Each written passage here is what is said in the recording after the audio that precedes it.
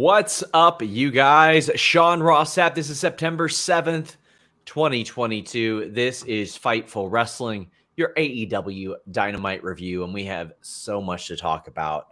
We've broken so much news on FightfulSelect.com. I want to thank all of you who have subscribed and supported. We hit an incredible milestone of 10,000 subscribers this week. And the wild thing is, as I type this, we are nearing 11,000, which is unbelievable. We're about 150 away. So if you guys want to hear me even more emotional than I was today on the Fightful Select post show, then please subscribe. We've got the Young Bucks Kenny Omega side of the Donnybrook, which involves Kenny Omega attempting to save a dog, apparently. I love that the two sides is one. They kicked our door down, and the other was like, Kenny risked life and limb to save a little dog. There's got to be like a happy medium in the middle where the truth lies, right? My favorite is that both are like, Ace Steel bit a guy. Ace Steel bit a man. The one thing we can agree on is that Ace Steel bit a man. Ace absolutely bit someone and threw a chair. Yeah. Oh, unbelievable. That's over at FightfulSelect.com. We had a bit of an update on Ricky Starks as well. An awful lot going on right now. But, yeah, I would greatly appreciate if you guys subscribe. Leave a thumbs up. I'll be doing a Q&A there as well. But Fightful Select isn't the only thing with value. We got this show right here. We got Patrick Fannin, former Fightful employee, sending a monster super chat saying Fightful forever. I appreciate you so much, Pat. Love you, it was great to see you a couple weeks ago. Love you, buddy. Get in your super chats. Get in your humper chats. You may say, what the heck is a humper chat? Well, go to humperchats.com and maybe you listen on demand. Maybe you are at work while the show is live, something like that. Well, you can leave a humper chat and get your question or statement read on the air. We would greatly appreciate it if you did. The big story, Tony Khan was going to address the world title situation and the trios title situation. Word emerged today. Actually, it emerged yesterday. Brian Last of the Wrestling News deserves credit for this. He said that suspensions were going to happen all around. That's what we got. And somebody says, he said humping chat? I sure did, buddy. I said humper chat. A humper chat. HUMPERCHAT. Hump. In the best possible way. You know, if you get humped, it's usually a good thing. Check it out. We even got this cool graphic right here for the double entendre with a camel. Humperchats.com. Yes, it is a sexual reference as well as a camel reference. Yes, Humperchats.com. That's the bit. Also, it's Wednesday. It's hump day, so come on. I hadn't even thought of that, but you know what? We do them every day, so I guess it doesn't matter. The chats do hump here. Tony Khan says, by the way, there's no CM Punk reference. He is not mentioned on the show. He's removed from the opening video package. There is also no Elite references, and by that I mean the wrestlers themselves, not who. By the way, the company was named after. Right. There's no reference in the MJF video. MJF didn't even bring him up by name. Moxley didn't bring him up by name. Tony Khan didn't bring any of them up by name. Tony Khan said, the titles are vacated, and therefore, we are having a tournament at Grand Slam. There's a wild card entry, Hangman and Bryan Danielson, who, by the way, both lost the pay-per-view, so it makes sense for them to be in it. There's one. Sammy Darby is the other. Then you've got Moxley and Jericho, who sort of have the buys, as quite honestly, two of the most legendary champions that they've ever had in the company. I think it makes all the sense in the world. Alex C says, do you know how long the suspensions are? I'll get that right out of the way. I don't. Joey Baggett on it says, why did Tony Khan vacate the titles? Did something happen? Very clever. And Tabby says, poor Tony waits for Kenny to come back before bringing the trios title. Has to strip it days later. Oh, yeah, that's rough. Alex, your thoughts first on the idea of a championship tournament at Grand Slam. To me, if this is the situation you're forced into, by the way, as FightfulSelect.com reported yesterday, please subscribe. CM Punk is injured. Wrestling Observer clarified today he's going to need surgery. So you got to do this. There's no way around it. There's no interim to be done here. Even if that guy didn't go on a muffin-fueled diatribe to rival any we've ever seen, he still would have had to vacate the title. That's the kind of crazy part about all of this. Here's what I'll say about the bracket. I hate it. I hate the bracket. And I think if we're going to get down to Moxley versus MJF, that thing's going to be amazing. If that's where we're headed, that's going to be great. But you have a bracket. You have all the opportunity in the world to put whoever you want in it. People who we haven't seen before. People who maybe, like, honestly, like, I'm sure these people exist. I don't know who's out there is clamoring for more Darby and more Sammy. Like, I just don't, like, whatever. But Miro could have been in this thing. Will Hobbs is supposed to get in line for a push. He just won versus Ricky Starks. You could put him in it. The idea that you have an opportunity to, I don't know, do like some kind of battle royal and have a feel-good thing of Eddie Kingston wins the battle royal and goes on a Cinderella story thing through the tournament, ultimately winning it at Grand Slam. You have the opportunity to do that. It's the perfect opportunity to give Eddie Kingston his one moment, which we know is going to be a short reign anyway, because MJF's taking that title for him for maximum heat. It's a perfect opportunity to do that. And what we're going to get another Danielson and Jericho match, probably another Jericho and Moxley match, which we just saw a few weeks ago. There was an opportunity to do all kinds of very different things. Oh, I would have. We're going to wind up with MJF versus Moxley. I would have set up Kingston and Sammy for the semis, or me too. Like, yeah, that's what you do. You set them up. If they squashed it, they made good on it. Set it up for the semis. Do that. Yep. Zach Schimmel says, Sean Alex, how do you want these memberships dished out all at once or spread across the show? However you see fit, Zach. He said that he'd make a huge donation in the form of memberships. We're going to start adding some content on that as well. We'll have like some old game streams and stuff that I didn't release and a lot of things like that that will go up under the membership aspect of it. We've got a lot of super chats and humper chats about all this. Jake Kohler says, Tony needs to provide as much fan service as he can around everything that happened by getting the belts on Jamie, the Acclaimed, Hangman, or Darby in a few weeks at Grand Slam. Much love. Well, it ain't going to be Hangman. No, doubt it's going to be Darby. Probably will be the Acclaimed. I thought Jamie should have won at All Out, and she should have dropped it at Grand Slam with Britt costing her the title. But we'll talk about that later. Yeah. Josh says TK getting booed on screen. That's interesting. So that is interesting. Like we're in the David Stern era of AEW now. And for those that don't know the reference, David Stern, the former commissioner of the NBA, when he would go up and announce draft picks, he'd get booed mercilessly. And I believe Roger Goodell as well of the NFL. Mm-hmm. Did that surprise you at all?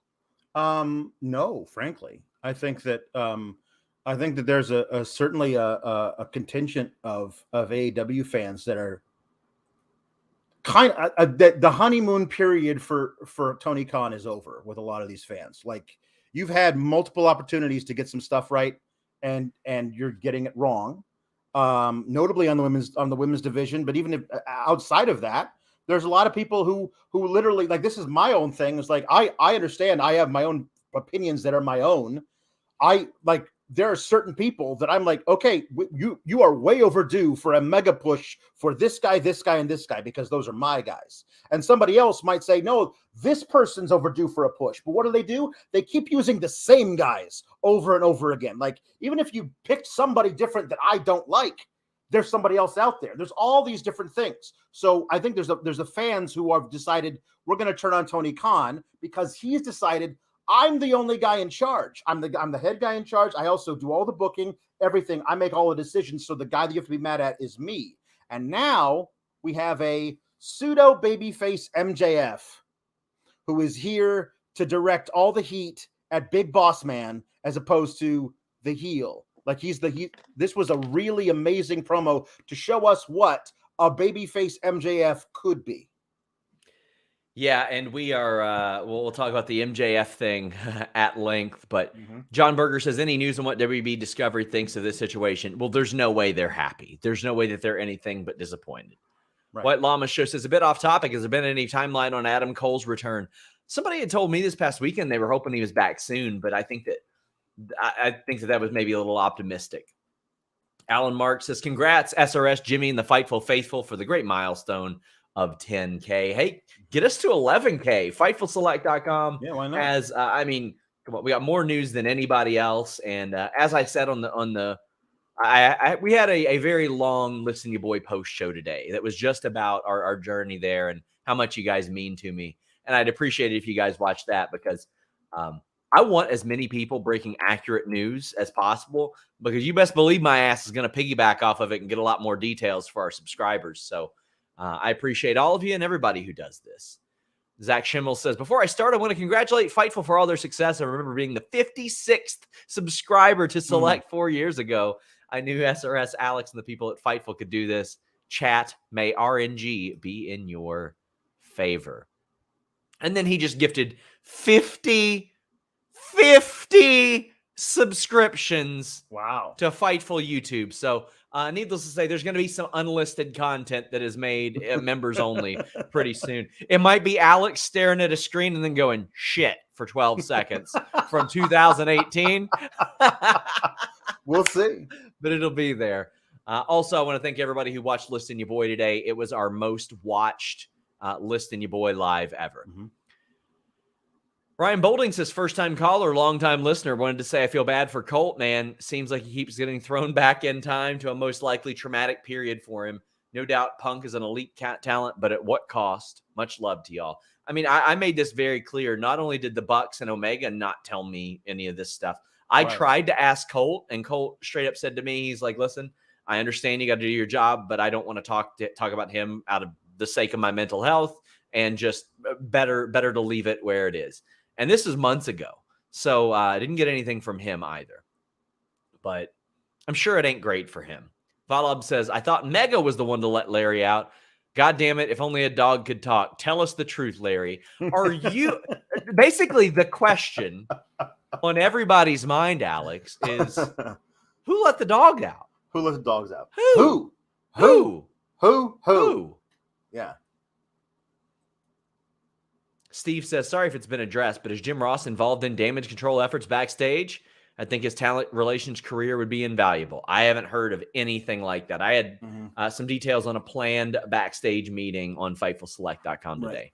Lake says, Kenny saved a dog only to get bit by a friend who owns the dog. The carniness of pro wrestling is spreading to real life. So like the one lighthearted thing that I had in this Fightful Select report was somebody said, he got bit. Larry bit him, and they're like, oh no, Ace Steel bit him. Avery Dunn says, if the Bucks side is true, Kenny deserves to be the only EVP and get a raise. After legal stuff clears up, if there is no angle, your WWE talent quote is right. They have no business talking drawing houses. Again, I asked a bunch of people, and I didn't even have to ask. I was contacted by over 10 WWE performers, active performers, saying what's going on, keep me up to date, etc., before they could get the word from whoever it is they talk to first. But one of them, and I did the same for Denise. I'm going to put their name in this private chat for you, Alex, and you'll tell me if they are qualified to make a statement on literally anything about drawing money. Here we go. Yeah, I would say yes. I would say that is and their direct statement or thing to me was like, if they don't get over whatever silly pro wrestling argument this is and get in a room and then make money, then they don't deserve to complain about who's drawing what house or who does what. And considering who this person is, I would say that it carries almost as much clout as any performer. They're right up there with anybody. But keep getting in your super chats, humper chats. Stan says, can't wait to see what happens next. Most completely like the move to strip the titles and expect to see Punk get released next.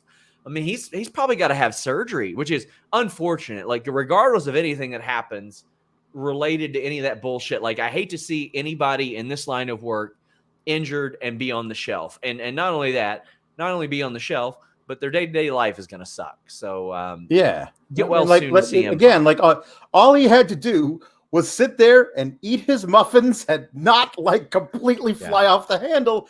And we'd be like, oh no, Punk got hurt. He's going to have to vacate the title. That's terrible. Yeah. Now the whole thing, everything's crumbling. And all he had to do was eat his muffins like a regular person. Yep. But we've got more. Sunny B says, couldn't get into the show at first, but damn, so much good wrestling. Can't wait for what's next. Thanks, Sean and Fightful. Keep doing the best job in the business. CO says, Sour Graps joins. Fightful hits 10K subscribers. Coincidence? Sour Graps joined. How long ago, Alex? No, listen, here's the deal.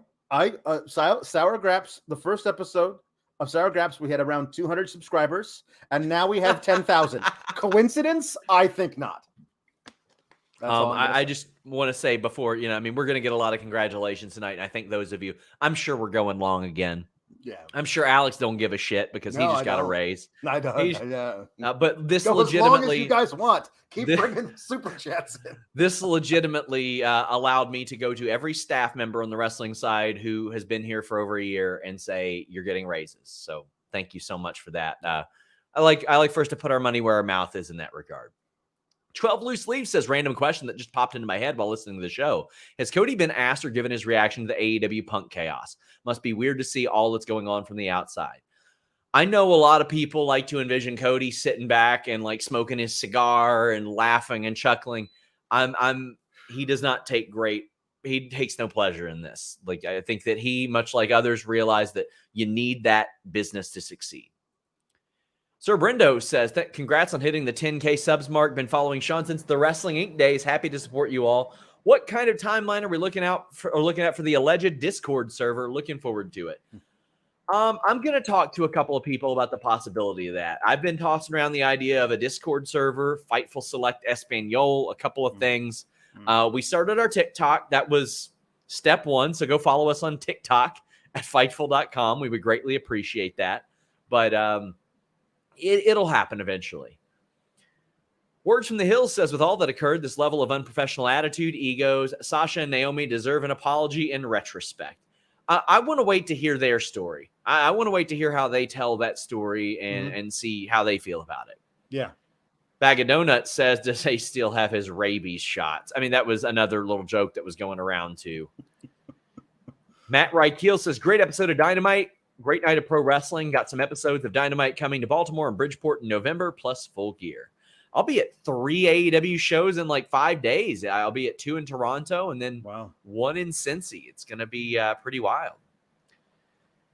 Trying to keep up with all these super chats. James Stalling says, Alex loving the playthrough. Check out Alex's channel for sure. But we do have to get into the honest to God show. Saw your says, was Punk's injury from the match or the fight? The match. I'm sure the fight didn't help it.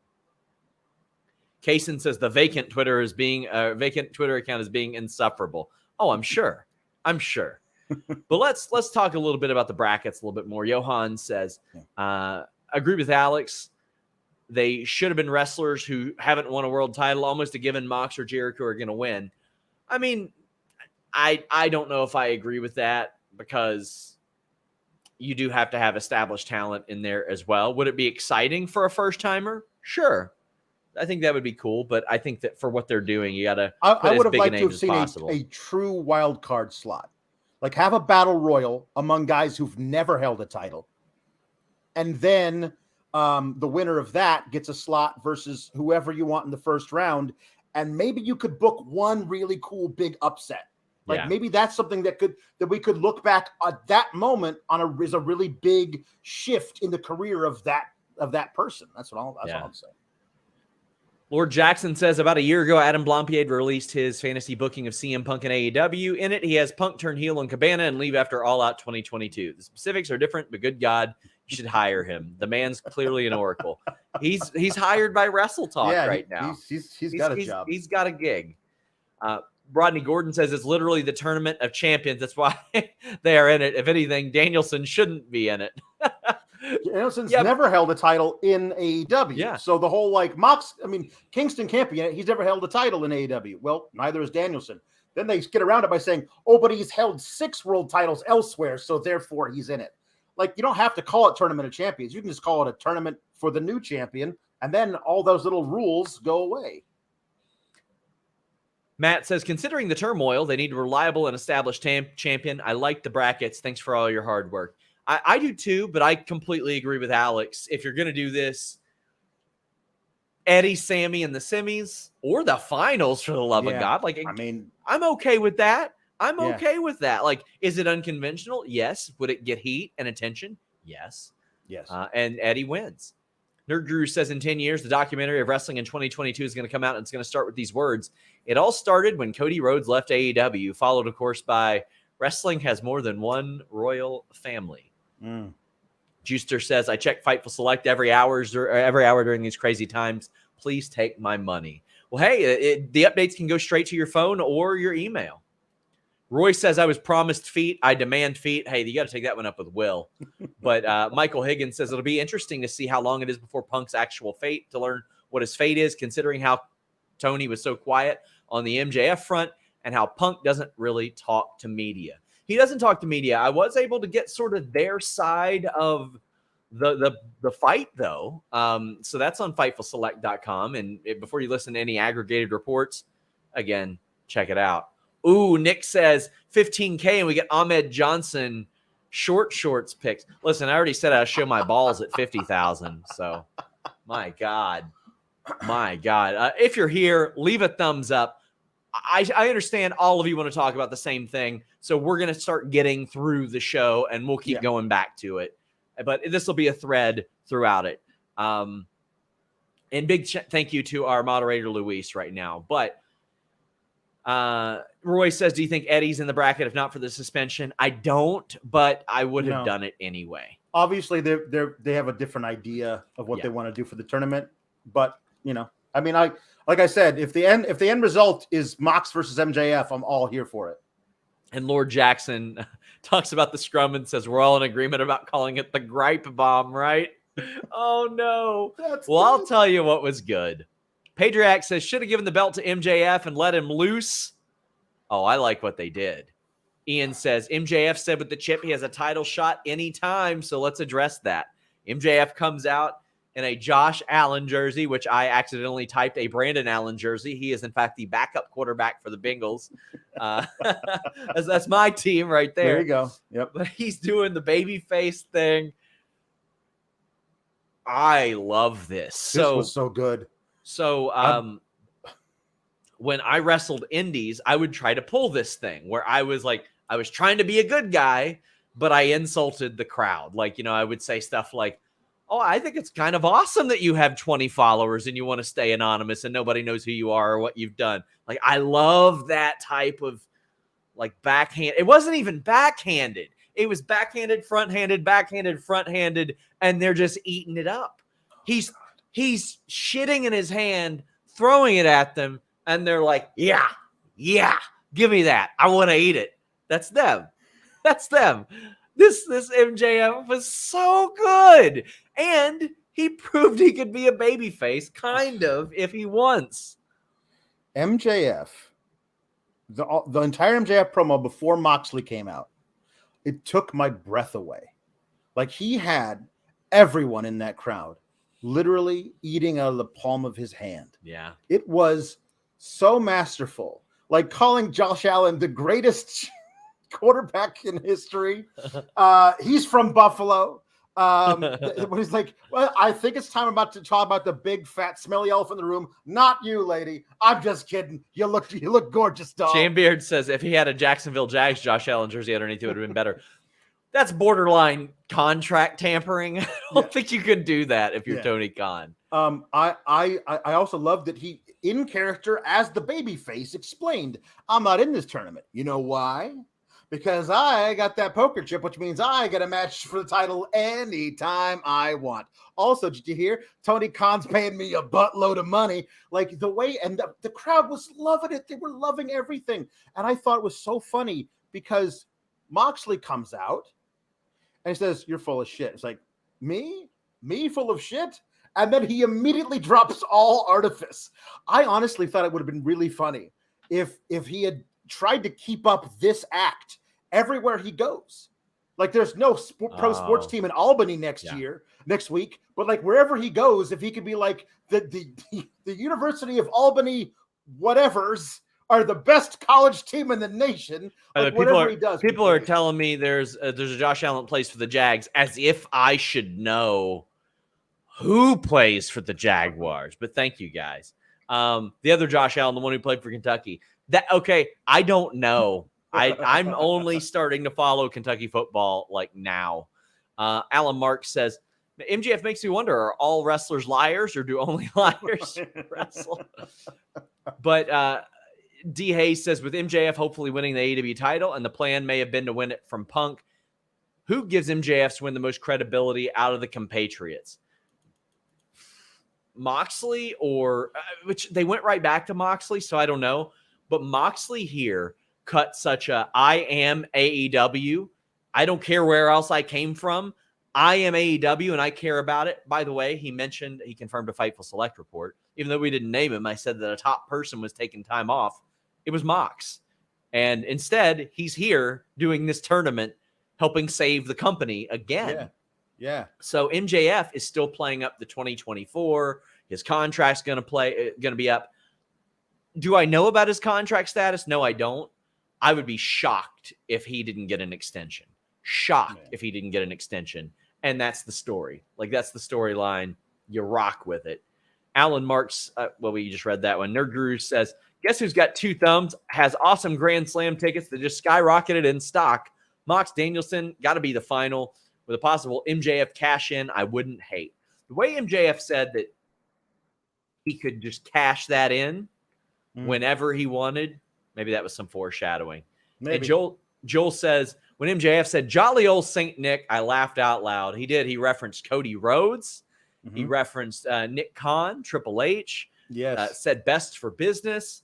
This is good stuff. Like, I could see MJF winning this title at Full Gear, holding it for over a year, all the way up to that 2024 type of thing. Like, I could see him doing that. Yeah, especially if we find out that he did in fact hire Stokely to hire an army to back him up. It's a perfect thing for him to keep that belt as long as he wants it. I loved this whole thing with MJF dropping all the artifice and getting right up in Moxley's face the whole time. I loved Moxley's response of like, you better get out of this ring or I'm going to throw you out. Like, he was just dropped everything else. It was so good. And then MJF taking off the shirt, but he can't get it off of one of his wrists. And he just, man, that dude went away and got shredded since May. Shredded with like 8 Ds, like shredded, like all of the abs. He didn't do anything for 3 months, but like, that's it. He didn't leave. Like, he stayed under wraps for 3 months, man. And I think like every time that he left, I ended up getting a picture of it, reporting about it. Like every Disney or Impractical Joker situation, we ended up finding out about FightfulSelect.com. But we've got Daniel saying MJF says that he got a title shot whenever he wanted. Is that him talking, or did they change the casino rules? Regardless, it makes you wonder. Right. I don't know if they changed the rules, but it made you wonder. Well, Full Gear is in Newark. And I believe Winter is Coming is in Long Island. Like, it's a perfect opportunity for him to do it, like in his hometown, basically, like what RVD did. Like, I'm cashing this in where I know everyone's going to cheer for me. Yep. Alex Diaz says, is it safe to say MJF signed a new contract since he mentioned Cody, WWE, or Triple H, or is 2024 Rumble still an option? I would be shocked if he did not sign an extension. I mean, even when I was asking, I was told, wasn't expecting a new contract without an extension. That's not the way that contracts work. Right. Wag says they should pay MJF all the money. He's an absolute star, just different than everyone on the roster. He got a good increase. Yeah. Punks or Punks say, I didn't realize how much I missed MJF until tonight. And JW Pringle says MJF is the future of the business. No doubt, none. A lot of times when those situations happen, Alex, it's like, okay, well, what's next? How can you beat that? How can you beat that? And how many people were like, nobody's talking about MJF. He's lost that buzz. No, he didn't. He got it back one night. I Am Lelucha says, let me be one of the first to say, dig the decisions made. Look forward to catching the championship match at Grand Slam. Do you think MJF cashes in that night? No, I think that Alex is right. I think they do it in Long Island, and that's where you should do it. That is their Bizarro world, and that is what they've got to cater to that audience, Alex, and just let them know that they're going to bring white hot stuff there all the time. Yep. Kevin says, I get wanting to hold off on MJF, but I would have personally had him at Grand Slam where there are 2 matches. Mox Miro, Kingston Jericho. Miro and Kingston win, face each other the next week, move on to Grand Slam. Do MJF Kingston in New York, hire me Tony. Well, I mean, I think you would want, in that situation, you would want to get the Kingston moment and the MJF moment, but also have MJF quickly end that reign of Kingston to capitalize off of the heat. Because Kingston is one of those guys, kind of like Tommy Dreamer, where there's be this great emotional moment, but you do want to take it from him quickly because there's a lot more heat to be taken off of him not getting the reign. And like the moment of him winning it in New York would be a huge, an even bigger moment. But he's so beloved all over AEW that it doesn't matter where you take the title off of him. That heat is going to follow the guy who does that forever. Big Man Griff says, any update on Christopher Daniels' involvement? I believe he was suspended, but they suspended everybody that was even like near it. Yeah. Fit Eric says, face MJF was incredible while it lasted. Sean, can you please touch on Malachi wanting out? Why? No, I can't elaborate on that because it's a personal thing, and I'm not going to dig into his personal life or anything like that. But originally, they didn't want to grant it. I've been told by tons of people that it looked like it was granted, but it was conditional. But talent have been told that it was granted. I still have not been told by AEW officially. Obviously, that company ain't telling anybody anything right now. So it's unfortunate. But it says also it's so effing aggregating that journalists can see what should happen with certain booking storylines and the brass still can't. Well, it's not journalists. I mean, fans of all kind. My opinion is worth just as much as anybody else watching this. So I'm sure plenty of people also see some of these things. Pawn Far says, congrats on 10K. Alex, your Christmas stream was what made me pull the trigger and worth it. Meet Norma says, my mom says I'm special, but I'm just 1 in 10,000 on select. Hey, hoping to be 1 in 11,000 soon. Alex also congratulates us. Alex Serrano, thank you.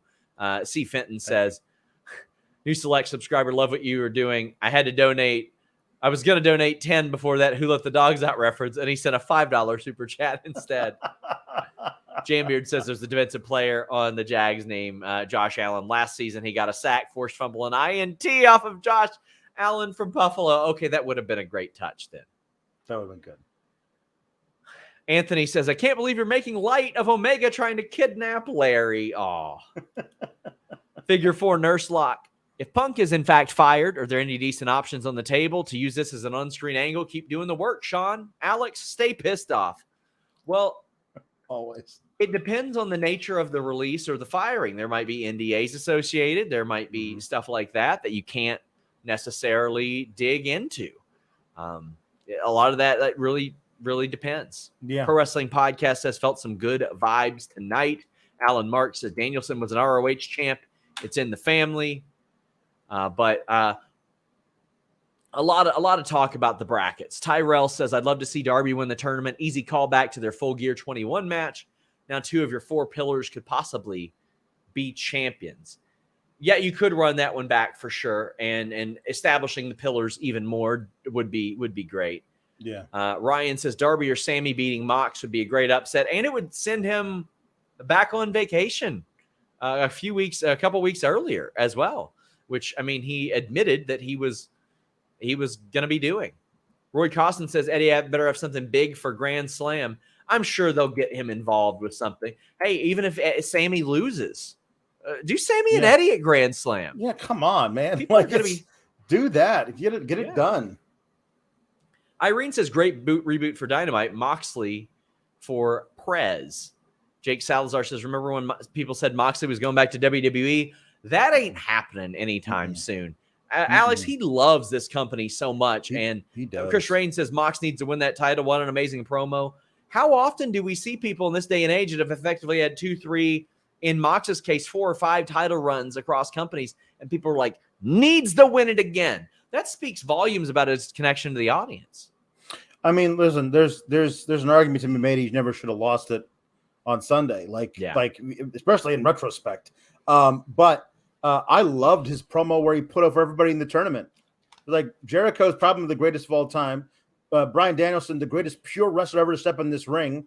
Sammy Guevara, Darby Allin, Hangman Page, 3 guys who were younger, faster than I'll ever be, with more natural ability. Like, this is going to be a tough shot to make, but that's why the greats always want to take the last second shot. Like, that was such an amazing promo about the company itself, but like him putting over what the tournament was and how great it could be. The whole thing gave me so many goosebumps. Like, I mean, I'm watching this thing, like the interaction between him and MJF was great.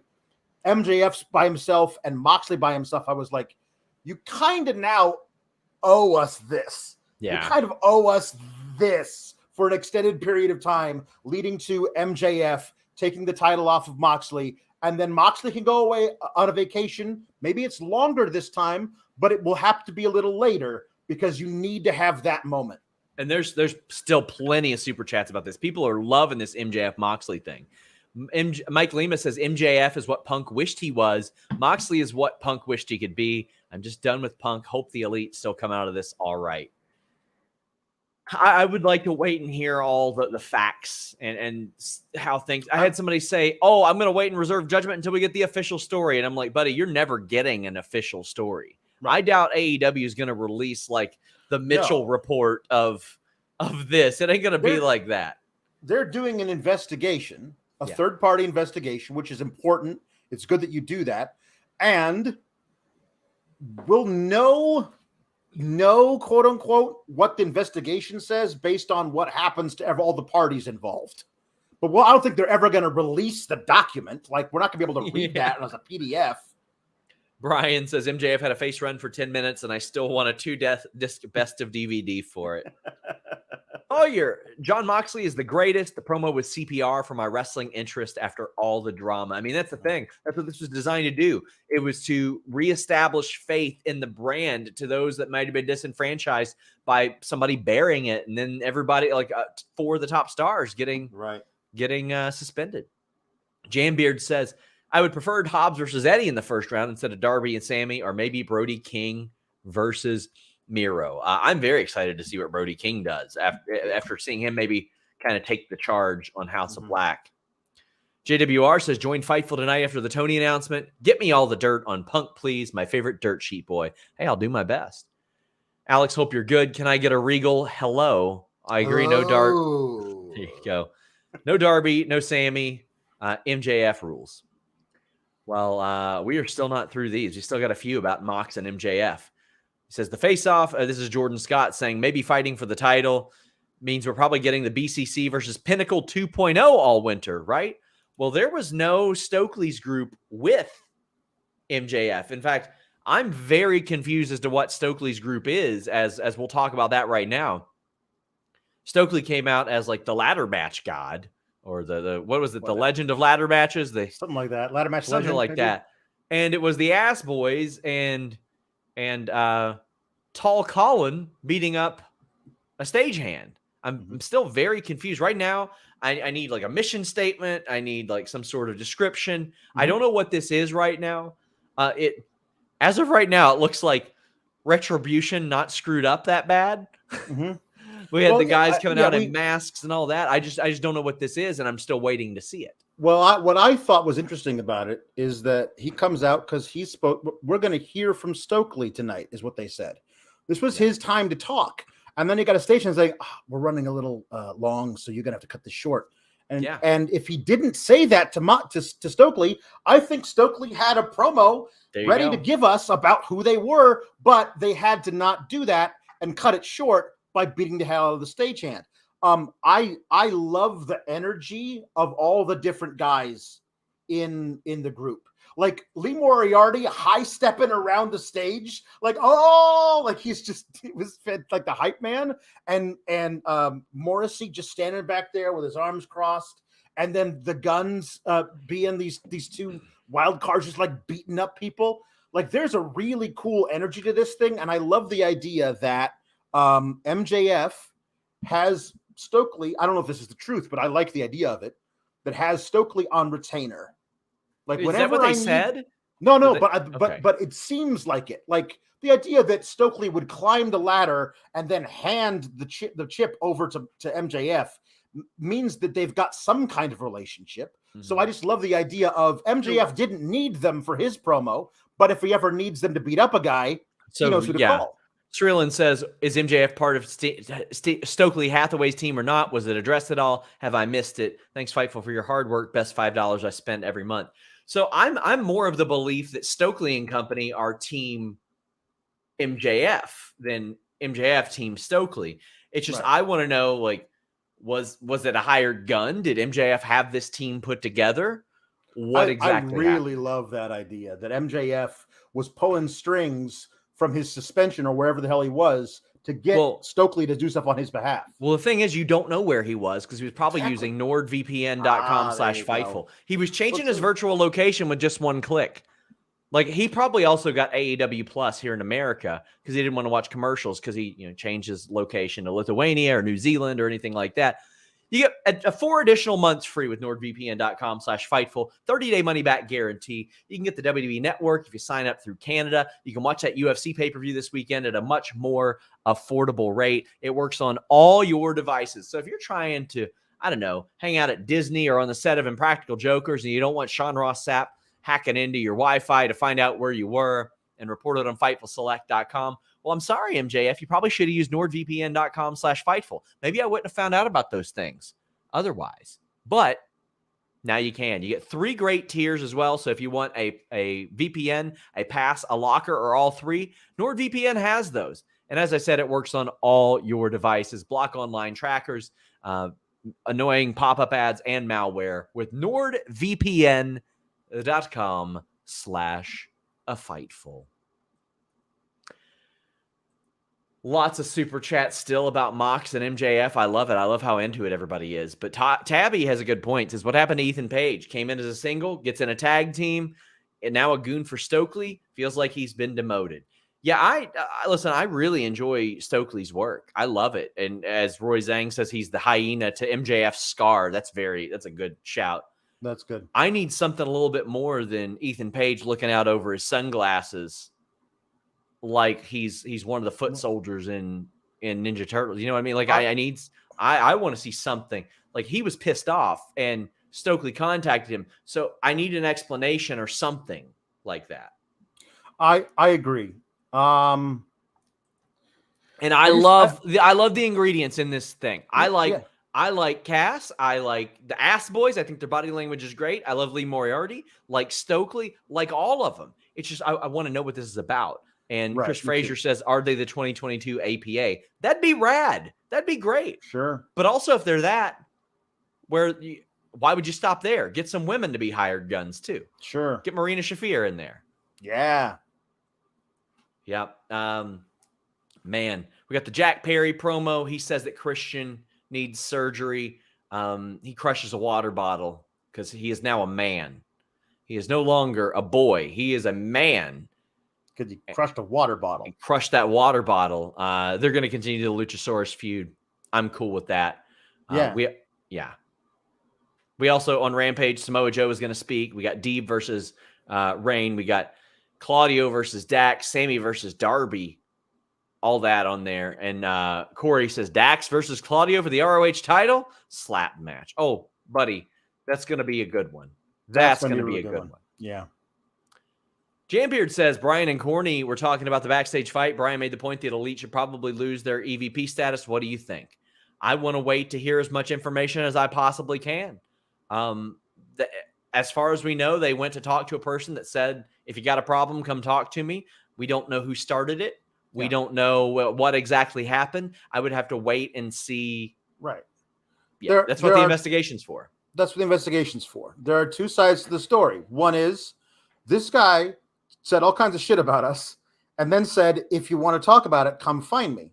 So we did that. We opened the door, we walked in, and his friend threw a chair at my face. Yep. That's one side of the story. The other side is they kicked in our door and started swinging. Now, if we find out that the second one is true, then absolutely they should lose their EVP status. If the first one is true, I don't see why they should, honestly. So it depends on what the investigation turns up. Get in your super chats, get in your humper chats, guys. Wardlow crushed Tony Nese. Meet Normus says Wardlow versus Hobbs at Grand Slam, please. The Acclaimed have to go over in New York. Scissor me timbers. Well, Wardlow crushed Tony Nese, and he seemed like a guy who had been forgotten about because of MJF more than one time. Mm-hmm. This was good stuff, Alex. You got to do this. Mm-hmm. You got on a Dynamite that is very, very important. You got to say, hey, by the way, this guy is here. Yeah, I liked his promo he cut afterwards. I'm going to prove everybody that it is Wardlow's world. Everybody says, "Oh, he's where? What happened to Wardlow? He's lost all of his momentum. I'm here. I'm still crushing fools." Like there's some good stuff to be had there with him. I hope that they do start doing more with the TNT title. Can sometimes become a match of the week thing. Oh, here, crush Tony Nese. Next week, crush Arya Daivari. What are you doing along the way? That's why I loved Miro's reign so much, because he was still crushing guys, but it was the story of Miro as champion. Every week, it was the next chapter in him and his god defending the bequeathed by the heavens championship. And you got a feeling of who he was as a champion.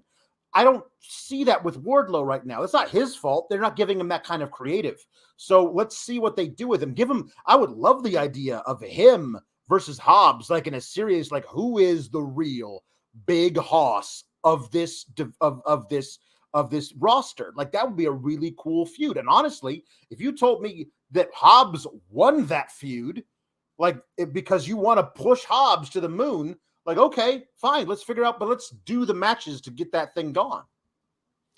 Follow-up says, let's bring back Archer to feud with Wardlow and also bring Miro in for that too. Let's have some big meaty men slapping me. I mean, Miro was there a few days ago. It's not a bring him in. Yeah. As far as Archer, I think people know that he would lose that feud, but I would still love to see Wardlow powerbomb him. Oh, yeah. Joel says, poor Tony Nese. New nickname needs to be the Nightlight because he's only on when it's time for dark. Damn. Jambeard says, before the Wardlow promo, I was hoping Eddie would win the TNT title at Arthur Ashe. Now I want Wardlow beating Josh Woods at Arthur Ashe just to crush him. I love it. We've got the Acclaimed getting interrupted by Swerve. This was such phenomenal heel heat. Oh, so because good. Everybody was asking, what's Max Caster going to say? I did a damn thread. Predict what he's going to say. Guess what it's going to be. And wrong. It was nothing. You know why? Swerve said no more corny raps. That was great. But here's the deal. Nothing he wanted to say was going to get approved. None. They didn't say any. He was going to say something about something what I was like, what's he going to rhyme with, muffins or presser or but there's just things that you could do here that would be really, really fun. But they obviously were let's make them think that he's going to do it, which obviously we can't have him say anything because maybe legal ramifications or whatever. And then instead of doing that, let's have the most perfect heat with Swerve and Lee extending this heel thing, because it was obvious that they were working heel in the match on Sunday. But up until that point, they hadn't been working heel. They just switched in the match because everyone was rooting for the Acclaimed so hard. Now they're full heel. They're coming out and stealing the moment from Max. The match at Grand Slam is going to be great. Probably you put the titles on the Acclaimed there. But I've loved the perfect switch and the new heel work of Swerve in Our Glory. I think they're amazing. This was good stuff. This got them heat. They're doing it again at Arthur Ashe. This made all the sense in the world. Mm-hmm. All the sense of the world. It was just brilliant. You put that heat on Swerve. Joey Bag of Donuts says, in Daddy Ass's house, there's plenty of scissors. Billy Gunn is over as hell right now, too. Yeah. So good on him, man. Several decades of getting over. This man has been on TV since the 80s. He did an NWA tag team title match in 1989 on NWA TV. And here he is still. I mean, granted, we know why he's looking great, but still looking great. Honey Bun says Swerve is heel. Keith isn't completely on board. And I love that dynamic. Sting and Luger were my favorite tag team of that era. I loved it. I mean, some of the stuff that Keith was saying in that presser was pretty heelish. It wasn't as bad as Swerve, but he's gone a little further to the dark side than I thought he was going to. Yeah. Evangelina says AEW is still awesome, but I wanted to hear Max's verse. God damn it. Danny literally humped his way to the ROH title. You gotta love it. Oh, geez. Wags says the Acclaim being so organically over and the explosion at All Out reminds me so much of Daniel Bryan and WrestleMania 30. Did AEW miss a moment? I don't think so. I think they'll make right on it. I think that's the way that it's supposed to go. Yeah. And Jan Beard has a really terrible rap. Says, yo, listen, this is the home of the Buffalo Bills. I wonder if Allen could dodge a swinging Phil. Don't quit your day job, my friend. Joel also says, Caster, hell of a performance. It's called it laudable. Boss is choking on his water, so he didn't call an audible. Damn it. We had Daddy Magic yelling at Action Bronson. Bronson challenges them. We get a lot of hip-hop like integration into AEW, and I love that. I think that's awesome. But cool. Love Daddy Magic as well. We got Jay Rivera saying, Mox's promo made me feel like everything was going to be okay. That's the promo you need to cut when shit is hitting the fan. And that was the goal. That was the goal. Michael Keys says, am I the only one that thinks it's counterproductive to have your most watched star, MJF, go out on TV and put over WWE, especially after Sunday? Well, it's nothing compared to your actual champion going out on a press scrum that has been watched now more than an episode of Dynamite has, and burying everybody. Jambeard says he's too white to rap, and he tried. Chris Frazier, Billy Gunn looks the way he does because of AG1 by Athletic Greens, right? No, you know what? I think it has a little bit more to do with the fact that, he hung out with DX. They partied. You know they did a lot of stuff. That they would go out, as the kids say, I'm sure they still say it, they got crunk up in the club, Alex. Yeah. I mean, they had a Run DMC theme song, so of course they like to party. Yes. They like to go out. They like to indulge in, maybe a beverage or two. Yeah. And a big part of that is not missing your workout on the next day. True. Sometimes you wake up and you don't feel so great. Yeah. You don't feel so hot. You don't feel like you can make that workout. But our friends at ZBiotics have you covered. Check them out. We're hitting the end of summer, start of fall, wedding season is going on. But despite all that champagne you're going to be drinking, you can look forward to brunch the next day because you can have ZBiotics with you. You can get in your daily workout and all that stuff the next morning. But up until recently, if you have a few drinks the day before, that wasn't going to happen. Now you can drink ZBiotics before any alcohol and know you're going to be able to stick to your routine. You can bounce back the next day without any issues. ZBiotics pre-alcohol probiotic is the world's first genetically engineered probiotic. It was invented by PhD scientists to tackle through rough mornings and drinking. Here's how it works.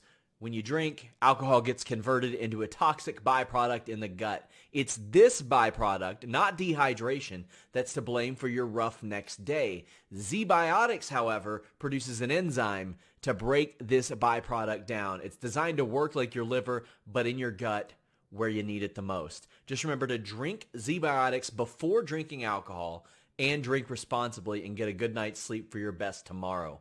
And how about this? We're going to get you a great deal. To get ZBiotics and try it for yourself, go to zbiotics.com/Fightful and get 15% off your order when you use Fightful at checkout. It's backed with a 100% happiness guarantee, money back guarantee. So if you're unsatisfied for any reason, hit up ZBiotics. They'll give you your money back. You got nothing to lose except for, that bummer of a next day. zbiotics.com/Fightful. Wonderful product. Check it out. Lots more super chats. Chi-Town Spurs says, I think we got the best of both worlds tonight. A bracket for the title with established stars and the next generation main eventing a banger. If we ever get to that main event, you guys are too busy chatting with me about everything else. Joel says, Keith Lee wasn't out there, probably curled up in the back, enthralled by a good murder mystery. Who among us isn't? Yeah. That's all I watch. Tony says, any chance Eddie gets his match with Akiyama at Grand Slam? That's why he isn't an attorney. I would love that. That'd be great. That'd be a great thing, but I don't know if he's necessarily in the position after being suspended to where they're like appealing necessarily to his dream matches. I don't know. Maybe he is. And I will say about, like, he has been as much of a professional about this, of course, post suspension as I could ever expect. Like, as all the people who are griping, like all this other stuff, like he knows what he did was wrong. He accepts responsibility. He's moved on. Like, that shows a lot of growth. And I think that's something that should be rewarded. I think he handled the aftermath incredibly well. Steve Austin says Stone Cold's probably at home leaning back in his chair with his hands up thinking, God damn, is the kid working or is he shooting? They're shooting, guys. Ruben says either you retire a hero or you fight long enough to see yourself become Hulk Hogan during a media scrum. I don't even know that Hulk Hogan ever outwardly buried anybody like to that level. I mean, he just lied a lot. Yes, that's true. And I don't think that CM Punk is lying. I think he's telling what he considers the truth in that situation. I think he believed all that stuff. Jay says, SRS, I know you said it was premeditated by Punk going into the scrum. Do you think he knew that he was done from injury and just decided to go scorched earth on the way out? I feel like Punk may have tried to tough it out and drop the title if he needed to. I think that maybe he would have went that route if he had to, but it's easy for me to say here. Wayward Patrol says, did Punk do what he did in the media scrum because he knew he was going to be away due to his injury?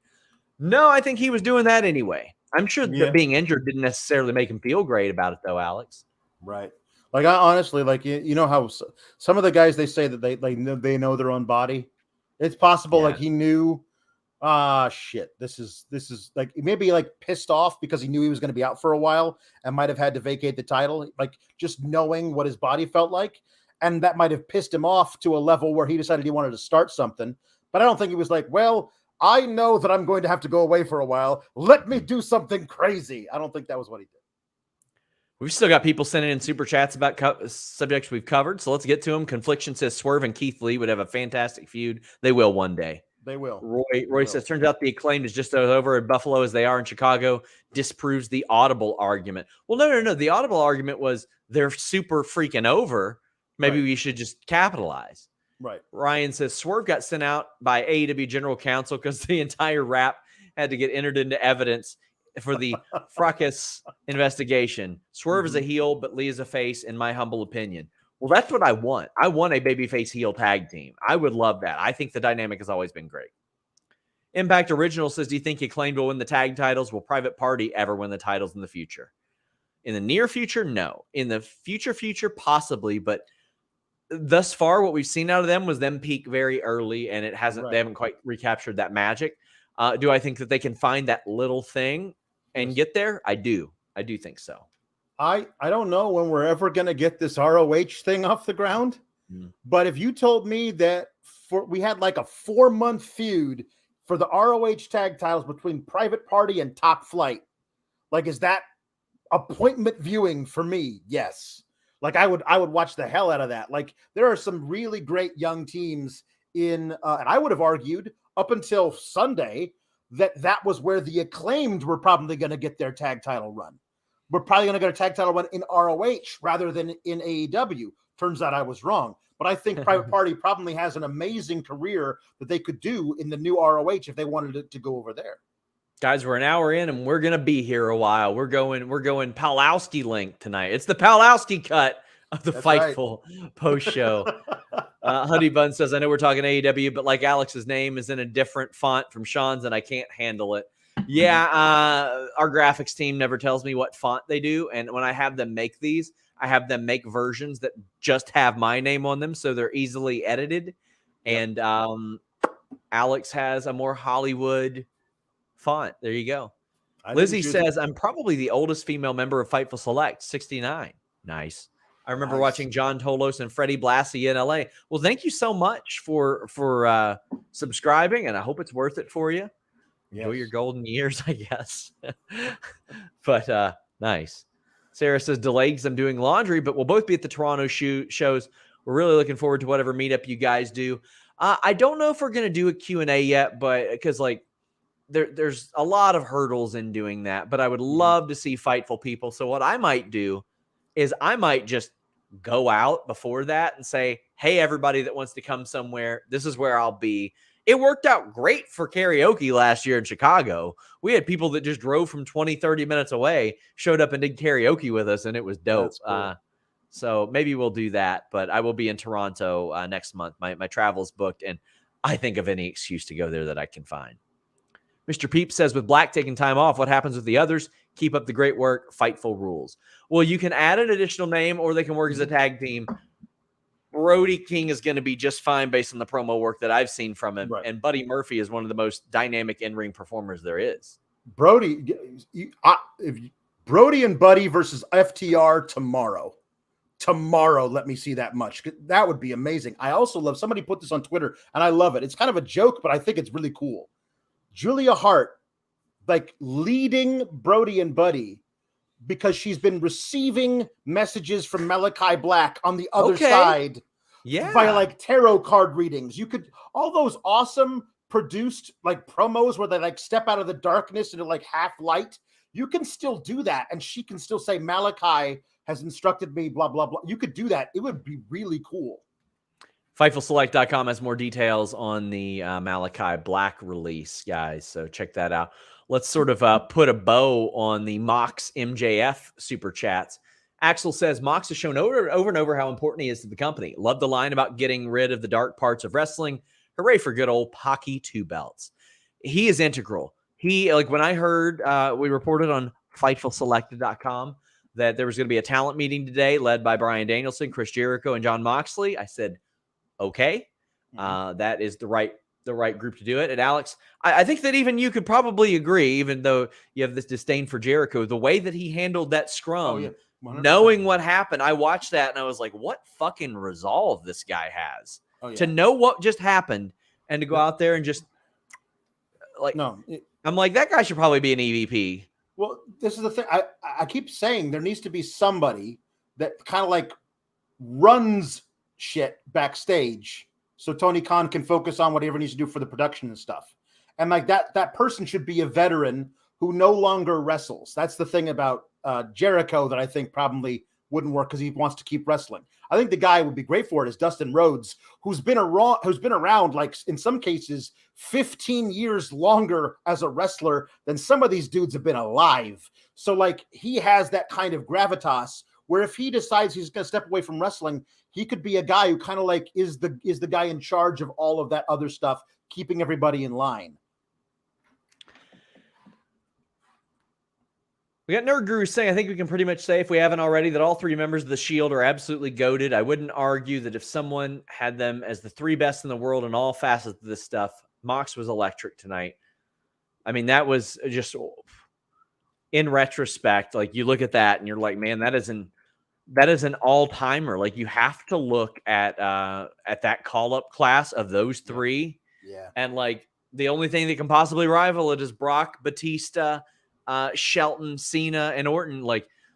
That one's obviously the GOAT, but damn, man, what a great call-up class just those three were. Brian says, I think Moxley's promo might be one of the greatest in the last 20 years. He put over that title, the opponents, put the company on his back, took that leadership role by the throat. Alex, you never want to vacate a title if you can help it, but goddamn it, he put over as much as he possibly could in that time. That was very special. I thought it was a fantastic promo by Moxley. It's one that, in light of the circumstances, it's kind of heroic. Yeah, just the way he went out there and said, no. AEW is too important to let all this bullshit drag it down, and I'm gonna make sure that doesn't happen. That was some badass shit. Back to the AEW review aspect of it. Death Triangle defeated Best Friends. Pac now has 2 title belts. This match pumped. And you immediately gave the audience something to cheer for, something to look for, something to be like, this matters. This matters. And they killed it. Of course they killed it. How are they not going to kill it? To the point where Ruben Hidalgo says this could be a blessing in disguise. Other trios teams now get a chance to shine, could strengthen the whole division. Mm-hmm. Yeah, but I mean, you don't want the elite to be out. They could have shined. No, but yeah. I will say this the most simplistic version of what to do. We have no new trios champions now, as opposed to we're going to do this tournament and here's a bracket full of people that I saw on Twitter. Almost everybody had a problem with one of the people who was in there. No. This match was already booked. We were already going to do Death Triangle versus Best Friends. It already has some intrigue. They already hate each other. Perfect. Put the titles on whoever wins this one. The one thing I would have done, though, honestly, I probably would have put Best Friends over because they've never had the titles, any kind of titles. Orange Cassidy's never had a title. He's one of your most over guys. I would honestly, I don't even know how he would carry it. He's just so lackadaisical. Like that, the character of Orange Cassidy as a champion in AEW is really intriguing to me. And I think that there's something you can do there. Now you may say that I also love the idea of, bastard 2 belts. That's cool to me too. But let's see what they do with the All Atlantic Championship now. Maybe that gets transferred over to Orange Cassidy. Yeah, there's still a lot to unfold there with the All Atlantic Championship. We haven't seen a major focus. We haven't seen any focus on that in the States. Right. It's all been overseas. So right now that title belt's kind of getting forgotten as a result of this. But Jordan says was hoping Best Friends would win it unless Pac is staying in the States and defending that title for a while because it might take both titles off TV. Well, I agree. If Pac is heading back overseas, I think it should have been Best Friends. Jane Beard says a share has called him now 2-pack. Sure. Yeah, there you go. Brian Miles says, do you think Best Friends should have won the trios? I think they deserved it more since they haven't held any gold despite being there from the start. I mean, if you're a Pac and you came in and you were the first guy to say, I want to be champion, you were going to be on that level. And never since then have they booked you on that level. I don't think that stacking up the accolades is such a bad thing for morale. No. I mean, you kidding me? I love Pac. Love him. Yes. Kevin says they could rebrand House of Black to Violence Unlimited, especially if Brody is going to be the front man. Add Bateman giving his history, tagging with Brody on the indies. Well, I mean, I don't even think you got to do that. They've got plenty of people on the roster that they could just add, somebody else who isn't doing anything. There's no reason Brody can't start doing the mist himself. Yeah. If you want to add somebody, corrupt them in storyline and bring them into the thing like that. They've already established that's a way to get people onto your side. Yeah, I mean, I think there are people that they could add to that group. You want to add Lance Archer to that group? I'd be fine. I'd be fine with him being like a third big son of a bitch. Sure, he's there. He's able. Yeah, I think there are a lot of options there. Stumperano sends a very generous super chat. Says Darby winning could be a perfect way to pull the trigger on a final world title match for Sting. Darby wins. Short emotional program highlighting a quick run as champ. Thanks for the great work, Fightful team. I don't think Sting will win the world title. I think there's a real good chance he wins a trios title. A real good chance he wins a trios title. Even possibly the tag titles. I don't think Sting will ever hold the AEW World Championship. Right. I think we're past that point. I think that'd be too much. The trios titles is perfect. The trios are just, well, there you go. He's the third guy. You can play a lot off of that. And him, is he the weak link or is he that burst of energy they need? That spark plug. Wag says, Alex hates it, but I love Death Triangle being the trios champs. They can go. And it's so cool to see them get the recognition they deserve. Dark Order interview. Silver challenges Roosh. I like that they explained why Dark Order weren't here, that they're too banged up. And Hangman, listen, they can't say, Hangman, pass up a shot at the world title to help us with the trios title. I mean, it's, it's fine, but there you go. Pedrex says swerve to House of Black. He doesn't even get misted. I don't know if there's some racial implication there, but if there is, That's fucking stupid, and don't ever do that in our chat again. No. I think what he means is that he's already turning evil. I mean, maybe, yeah, but I mean, I hope it's not the other one. If it's the other one, I hope it's not the other one. No, please tell me it's not the other one. Yeah, please tell me not. But I mean, that's a different level of evil. Mike Provencher says OC's kept the IWTV title in a Chansport backpack. Bring that back. John says OC bringing back the championship in Chansport backpack would be great. There you go. See, people love this. I would love it. People love that idea. Jambeard says Brody King to miss Danhausen, making him evil and use the very first face paint he used years ago. Ooh, so I'm going to show you all that because originally Danhausen was not very nice, very evil. Originally, Danhausen was just going to be very fucking evil. That's it. And I don't know, some of you don't like, you might look at Danhausen and say, oh, not imposing, not any of that. I think that you could probably make it work. Like you could almost go WWE Butch style with him and make him like the smaller rabbit guy. But this was the original paint. Like, that is so freaky. I love it. I love it. And there's always that story that you can tell if you want to make him serious, if you want to add that to him. That's something that you can do. Plus, he can wrestle in the ring as well. Fit Eric says, Sean, can you please touch more on the Malachi situation? Not going to lie. On the flip side, well, we already read that one.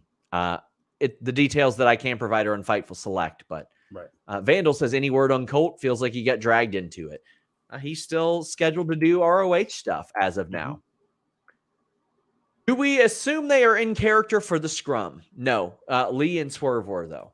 But no, most of the times it's a shoot. Danny Brennan says Bucks and Kenny going to WWE after their contracts end. Listen, a lot of people are saying no, that wouldn't happen. Yes, it's for sure. I don't think it's out of the realm of possibility because they both told me in interviews that they almost did. Ryan says, what if Punk knew he was injured? Well, we read that one too. Luis! I just gave you a raise. Jambeard says AEW needs a vibe manager, whatever that means. But we did get Toni Storm defeating Penelope Ford in the title eliminator. Also in the first hour again, women drew in the first hour in that tag match. So here we go. First hour again. We're going to see how the numbers do. If this does good numbers, Alex, I think we're going to see more of it here. I think we're going to see more opportunities. But Shane says, good to see Penelope Ford on Dynamite again. And with Kip Sabian at that. She's great in the ring. Her hardcore matches in the Indies rock, as is Allie. But all TK gives us is Rosa, Britt, Jade, Sheeta, lather, rinse, repeat. Well, we ain't going to see Rosa anytime soon. And Britt Baker, I think, is at the Cobra Kai premiere tonight. So she wasn't there.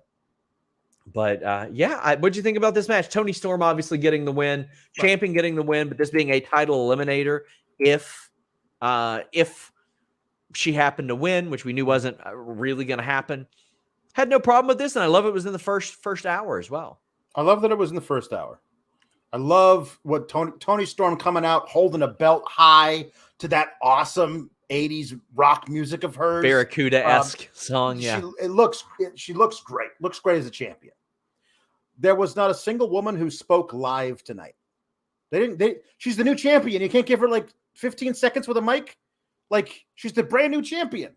Like there's something there, right? Like teasing a future match with Thunder when she comes back.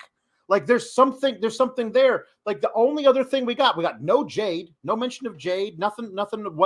What's next for Athena? None of that. We didn't get anything except for a little like weird 15 seconds of intrigue between Jamie and Britt. Like you don't have the trios champs. You don't have Punk. You have the opportunity now with all these different storylines for the women to do more women's stuff, and you're short on other people. It would be a nice opportunity to use the women a little bit more. Wags says, SRS, I was thinking after the Acclaimed it all out, who do you think is the most over wrestler or team right now across all promotions? Wow. Ooh.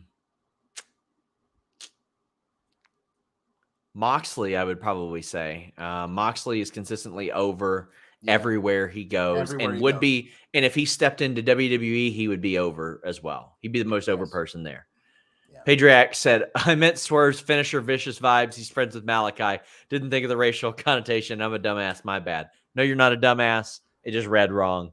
No big deal. Roy says, I feel like Tony's first feud should be Sheeta. Classic strike heavy matchup. That'd be great. And I would love Toni to answer the kendo stick with something else. She gets her own thing, and they kind of go at it that way, and they have a nice physical hardcore match. It's for some reason it's easier for fans, AEW fans, to invest in these like hardcore women's matches. So let's go straight to it. Why not make that there? C says Toni should hire women who aren't green. He's hired a whole bunch of women that aren't green. Wait, who are you calling green among the people that maybe Jade? I get that. Maybe Jade. No, I mean, she's green. She painted herself like She-Hulk. She's green. Jan Beard says Ford looked hurt at the end of the match. Was that her selling, or is there news of her being hurt? I haven't heard of it yet, but I mean, lots of questions about it. So I'll see what I can find out, but we haven't heard anything yet. Ryan says no women spoke live in this entire episode of Dynamite. Matches tonight and for Rampage have zero storyline reasons. I thought this was a reset. Who said it was a reset? Who dubbed it a reset? That's you. Nobody.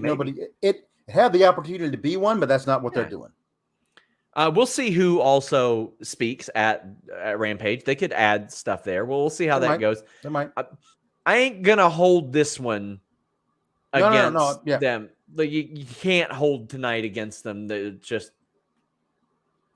Jambeard says, give me Evilhausen versus OC. That would be a lot of fun. Adam Weller says, Wardlow said, where's my music? Then was an awkward pause before his old song hit. Permanent switchback or production issue?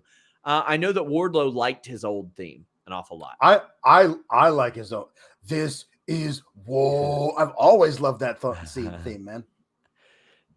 Joel Wood asks, any news on FTR? Sorry, it just seems as a team. They've been in limbo for a few months now, so I'm wondering if there's more going on. I mean, they've wanted to face Young Bucks and win the titles, but at this point, it's getting pretty egregious. How can you possibly avoid giving them a title shot? Are they in limbo? Yeah, I just don't know the deal. Are they going to compete for the trios titles? Because it doesn't seem like it with Wardlow doing what he's doing. Could they, though? Sure. I would love to see people hop in and out of singles, tag, and trios, and they're going to have to do that. But how are you avoiding giving these guys a tag team title shot? It doesn't make sense within the story, Alex. I understand right here, even Dak or Cash said, no, Acclaim deserve it, but can we have dibs after?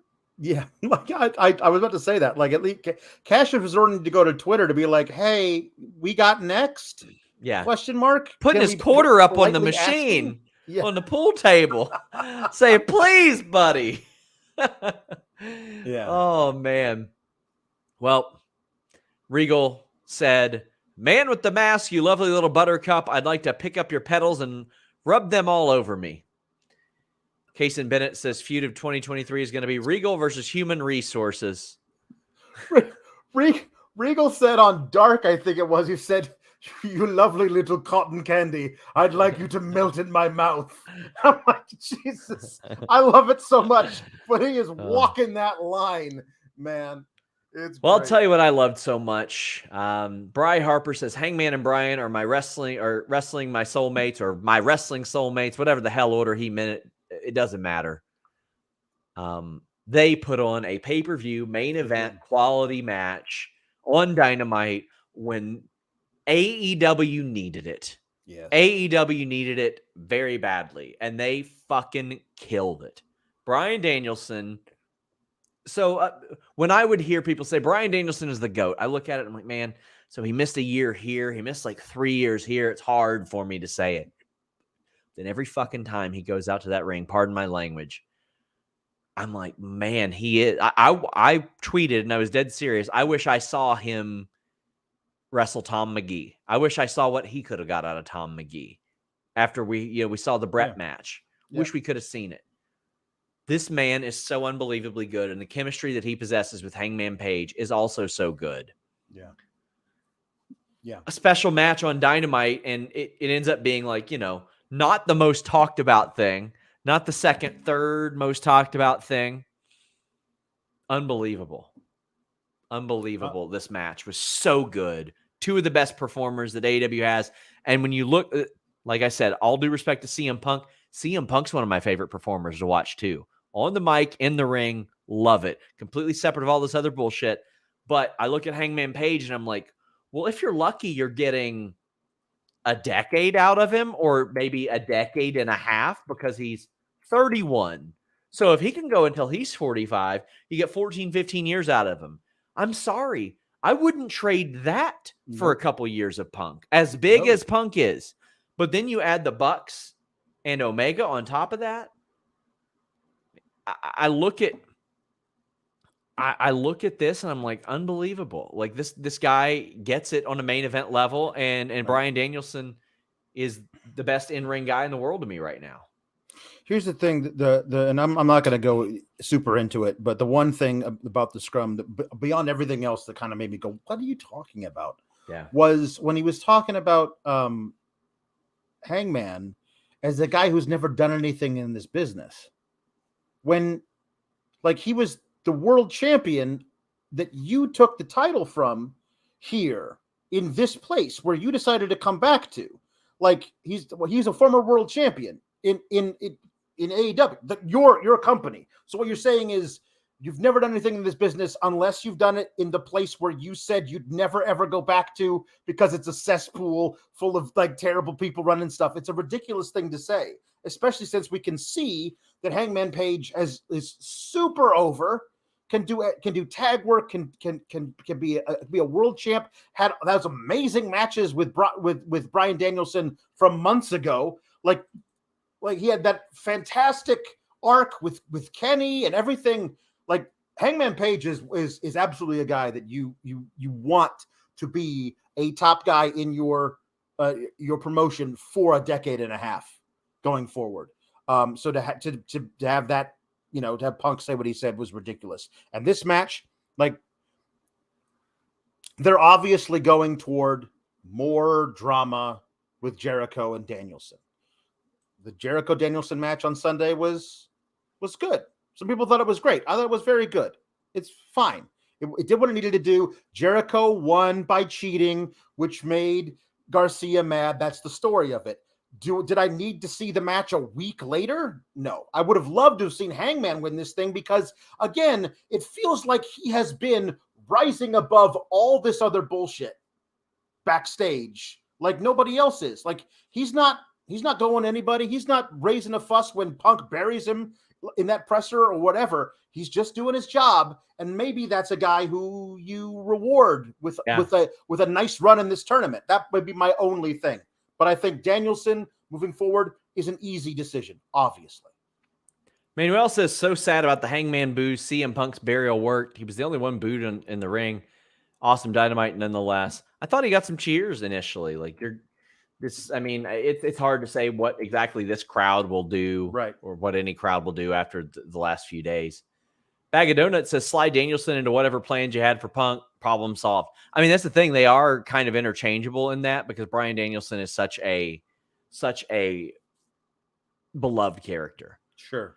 Susie says, surely it's Danielson Mox in the finals. Gutted to best friends didn't win. I think Moxley and Danielson, I mean, that could main event a pay-per-view down the line too, but also you want to draw a big number. That's what you put in the main event.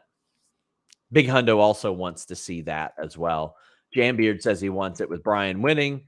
Love the touch that AEW calls them multi-world champs from other companies. Yeah, because pro wrestling history is AEW history.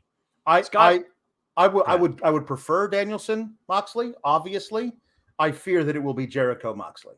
That's the one that they think is the bigger thing to do. Skywalker Club says Danielson's the guy I'd give it to. I think so too, because we just saw the Mox thing. Daniel says no Elite. Dark Order is hurt. He's out of the tournament. What's next for Hangman? Would love to see him go after Wardlow. Not saying he needs a title, but it would be fun. It would be fun. I think it'd be great. And if Wardlow happens to beat Hangman, that would be a big win as well. But I don't think Hangman should be punished at all right now. Skywalker Club says, I like Hangman. I think he has baggage because of the situation now. Well, the one thing I don't really see hardly anybody railing against him. out of all this stuff, because all that comes down to miscommunication and should have cleared stuff. Timothy says, I agree with Alex about seeing new faces in the tournament, but seeing Danielson go through Page, Jericho, and Moxley, then to face MJF would be great to me. Me too. But I do think that Kingston could have done that and had a special run as well. And maybe if the suspension didn't happen, he would have. But I can't say that for sure. Yeah. Ian Simmons says Brian should be the champ of the story. The story of him beating the two people he never beat in Hangman and Jericho in the finals, in a finals match with Mox, his fellow BCC guy, then lose it to MJF like he did to Orton at SummerSlam. I like that story too, and I think that's the one that probably should. I'll tell you, after tonight, I would be so surprised if we don't get Mox and then MJF. After what they did tonight with the face-off and Mox's promo, I would be very surprised if they didn't do that as the ultimate story. Ambeard says, I bet deep down Alex wants the final to be Jericho versus Sammy. Right. Alex's favorite legend is two-time champ. Yes, that's definitely what I hold in my heart. And NCB says, Alex, I need a Regal. Ooh, scrummy man in the mask. Ooh, you looking scrumptious tonight, man in the mask. Scrummy. Ooh. Jericho and Yas had an interview. Steven says, anybody notice Jericho spoiled the Hangman Danielson match during his promo? Oh, we noticed. But as Joel Pearl said, he needs to be like, I'm a goddamn wizard. Of course I knew. I predicted it. Yeah. I predicted it. I manifested I could see the future. Like that he's got it because it's so ridiculous. Yeah. Jordan says, please tell me what the hell was Jericho's new number? Oh, no, he said he's the best wrestler ever. Uh-huh. And the best sports entertainer ever. So he is the BWBC. BWEBSEE. BWBC. That's what he said. Listen, I'm sorry. It's probably going to get over somehow. It's already on a shirt. Jesus, man. I'm sure. Oh, man. Wag says, I need MJF versus Starks at some point. What great promos. Is Starks happy with AEW? I haven't heard anything to the contrary. We had an update on him on FightfulSelect.com today. I still say this is the beginning of a classic 3-match feud where the big hoss takes advantage of the smaller guy in the first match. Mm-hmm. The smaller guy gets a shock victory over the big guy in the second match. And then you have the full length match, which you could see Starks or Hobbs win the whole feud. It's too early to be like, oh, Starks is getting buried by Hobbs or whatever. It's far too early to think that now. Well, Daniel Garcia had a special moment. He won the ROH Pure title in front of his hometown crowd. This was a great match to put on as the main event. And would it have been easy for them to put Hangman and Bryan Danielson on the main event? Hell yeah. But I think this was the right call. Tony Khan looked forward a couple of years, and he said, these are going to be a couple of the guys that you look at. And he knew the reaction that Garcia was going to get in Buffalo, and it was a good one. Chi-Town Spurs says, West Side Gun on the show, an automatic 10-10. Boom, boom, boom, boom. I love it. Tom LaValle says, West Side Gun on the entrance, Buffalo flag on the trunks, submission victory. Buffalo rang out for that man. Danielson back out there. So let's talk about the West Side Gun thing. This guy's practically been begging to get on AEW TV. They've had freaking Jermaine Dupri, Lil Scrappy, Action Bronson, and West Side Gun. Good for him, because this guy, not only is he a good musician, he really loves wrestling. He isn't doing it for clout. He isn't doing it to enhance his audience. He just loves wrestling, and I'm so glad that they finally made that work. That was a good approach, and this was a good entrance. It felt like a big deal for Daniel Garcia, Alex. Yeah, no, it's amazing for Dan Garcia, and I also love the story.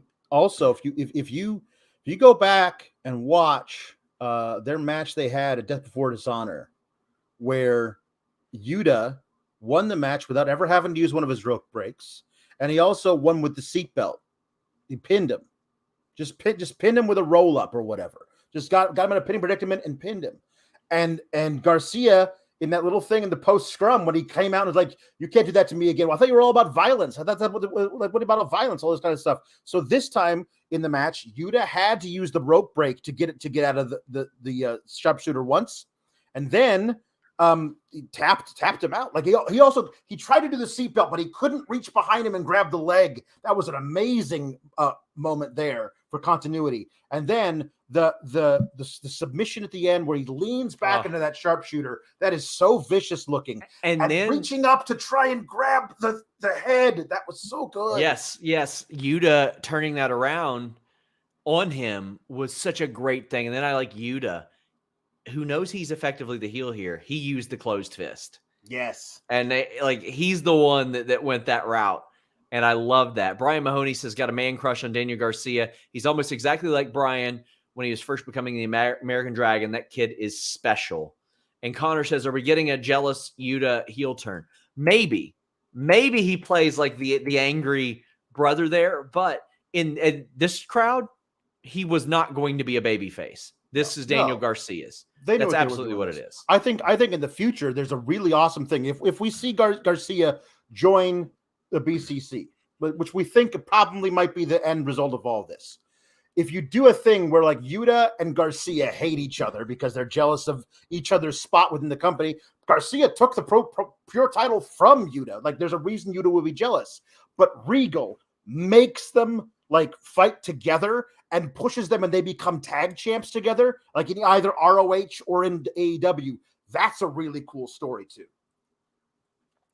My good buddy John Grindstaff from here in Lexington says, RIP to that poor guy that stepped on the Humper Chat landmine.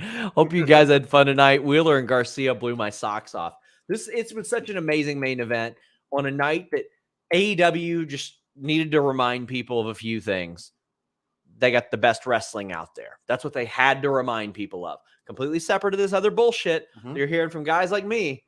It's the wrestling. Like that's ultimately why that audience tunes in. And I thought they did a good job. Jordan Scott said Jericho came out looking like he just saw his crush dancing with his best friend at the prom. Yuta and Garcia, all time, please. Yeah, I thought that Bryan Danielson's approach here was phenomenal. I thought that Jericho, I thought they played this up so well. You got two of the greats of this era going out of their way to put over how important this kid is to them. How important that having, at this point, you've got these two legends vying for the acknowledgement of this kid, Alex. Yes. Instead of the other way around. And that is such a unique twist on this. I love Danielson coming out, which I think Yuta was like, you're gonna make me shake the kid's hand. I was always gonna shake the kid's hand. And then he goes and sits down in the corner, and Danielson takes the title. Says, turn around, kid. I'm gonna strap you up. The moment for Daniel Garcia doing the flexing thing is as his hero, Daniel Bryan was putting the ROH Pure title around his waist. That moment has got to be something that he's always wanted. It's an absolute dream come true. And then for Jericho to come down, and you're right, it would look like he was watching the captain of the football team dance with the head cheerleader who we'd always had a crush on at the prom. What a fantastic way to describe it. He was so it was so good. So good. I loved it. Phenomenal. It's so good. They put him over to such a great degree. Samuel says, I think it says a lot about TK's faith in Garcia and Yuta that he chose them to main event a very crucial Dynamite. I was shocked that Danielson and Hangman wasn't the main event. Obviously you probably have Garcia win this, but I did not realize that they were going to say, no, Yuta Garcia, go main event, one of the most important shows we're ever going to do. After the fallout that everybody's been talking about the last couple of days, this show is really important. You guys go be the main event. That's a big deal. Amazing. Also, oh my God. This is a phenomenal sign. I got to show you this, Alex. I don't know if you saw. So good. What an amazing sign. Somebody with a bite out of the Elite sign. So good. Amazing. Bravo, whoever did that. Oh, so good. Bravo. Evil Wizard says William Regal's entire gimmick right now is channeling The ghost of Frankie Howard. Oh, clever. I know who that is, but nobody else here does, except maybe Alex. RJ City would. That's for sure. We got a new interview with RJ City up. Thanks. I don't want to say thanks to Joel Pearl, but because of Joel Pearl, at the fault of Joel Pearl.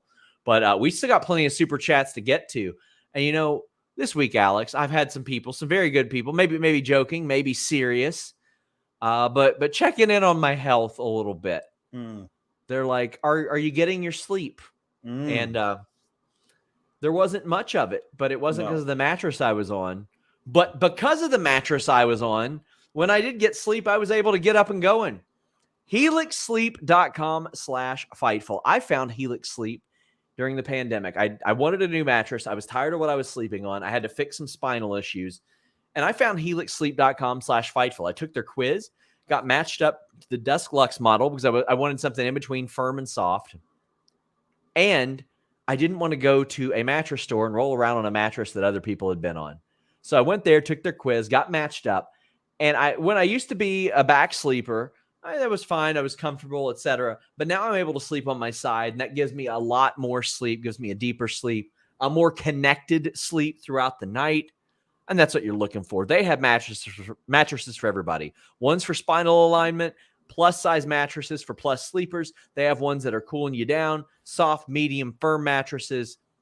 It's a good time over there. Take the quiz, get the mattress you're ordered to or you're matched to, and it comes to your door for free. Try it out for 100 nights, risk-free. Risk-free. They'll even pick it up for you if you don't like it. Get up to $200 off all mattress orders and 2 free pillows for our listeners at HelixSleep.com/Fightful. If you can't agree on a temperature of the thermostat, they have mattresses with specialized cooling technology, over 12,000 5-star reviews. You want this. Invest in your sleep. I used to sleep on a slab of memory foam, and boy, did it rock my back. It was not good for me. HelixSleep.com/Fightful. Morg says, thank you once again, Alex, for your reactions during the ad read, and props for 10K on Select. Well, thank you so much. Right now on Select, we are sitting at 10,908. I cannot begin to tell you. That's ridiculous. I was emotional on The List Goes On today on the post show. And again, if you're a subscriber, please watch that. It would mean an awful lot to me because this site means an awful lot to me. And I passed on a lot of very interesting offers to stay at Fightful, and I'll never regret a damn second of it because I love this. Like, we don't have a hard time out. We could do this show for 4 hours if we wanted to. And then after that, me and Alex could do an NBA preview on this same thing. Like, just unbelievable. Like, I'm just so happy to be here, guys. Thank you all. Duckman says, Regal's consistent fawning over Excalibur is terrific. A highlight every Dynamite. It is. It is. Duke It Out Wrestling Podcast says, I wanted to shout you all out for bringing great dedicated work and passion to this business. It's been a huge inspiration with my current process. I'd love to work with the Fightful team soon.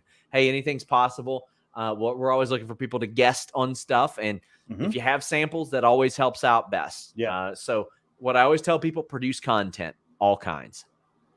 Wombat in Combat says, New Japan announced they're expanding into New Zealand and Australia. Happy to see talent down under getting some recognition.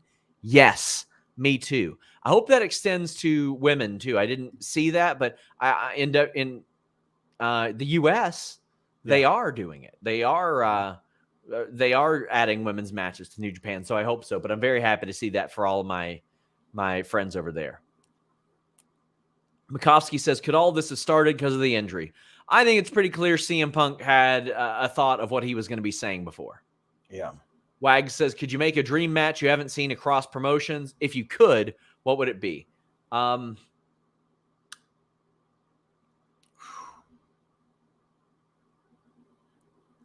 the Elite versus New Day is a big one for me. That one's long been one for me. Sure. Kenny Omega versus Roman Reigns is absolutely one for me.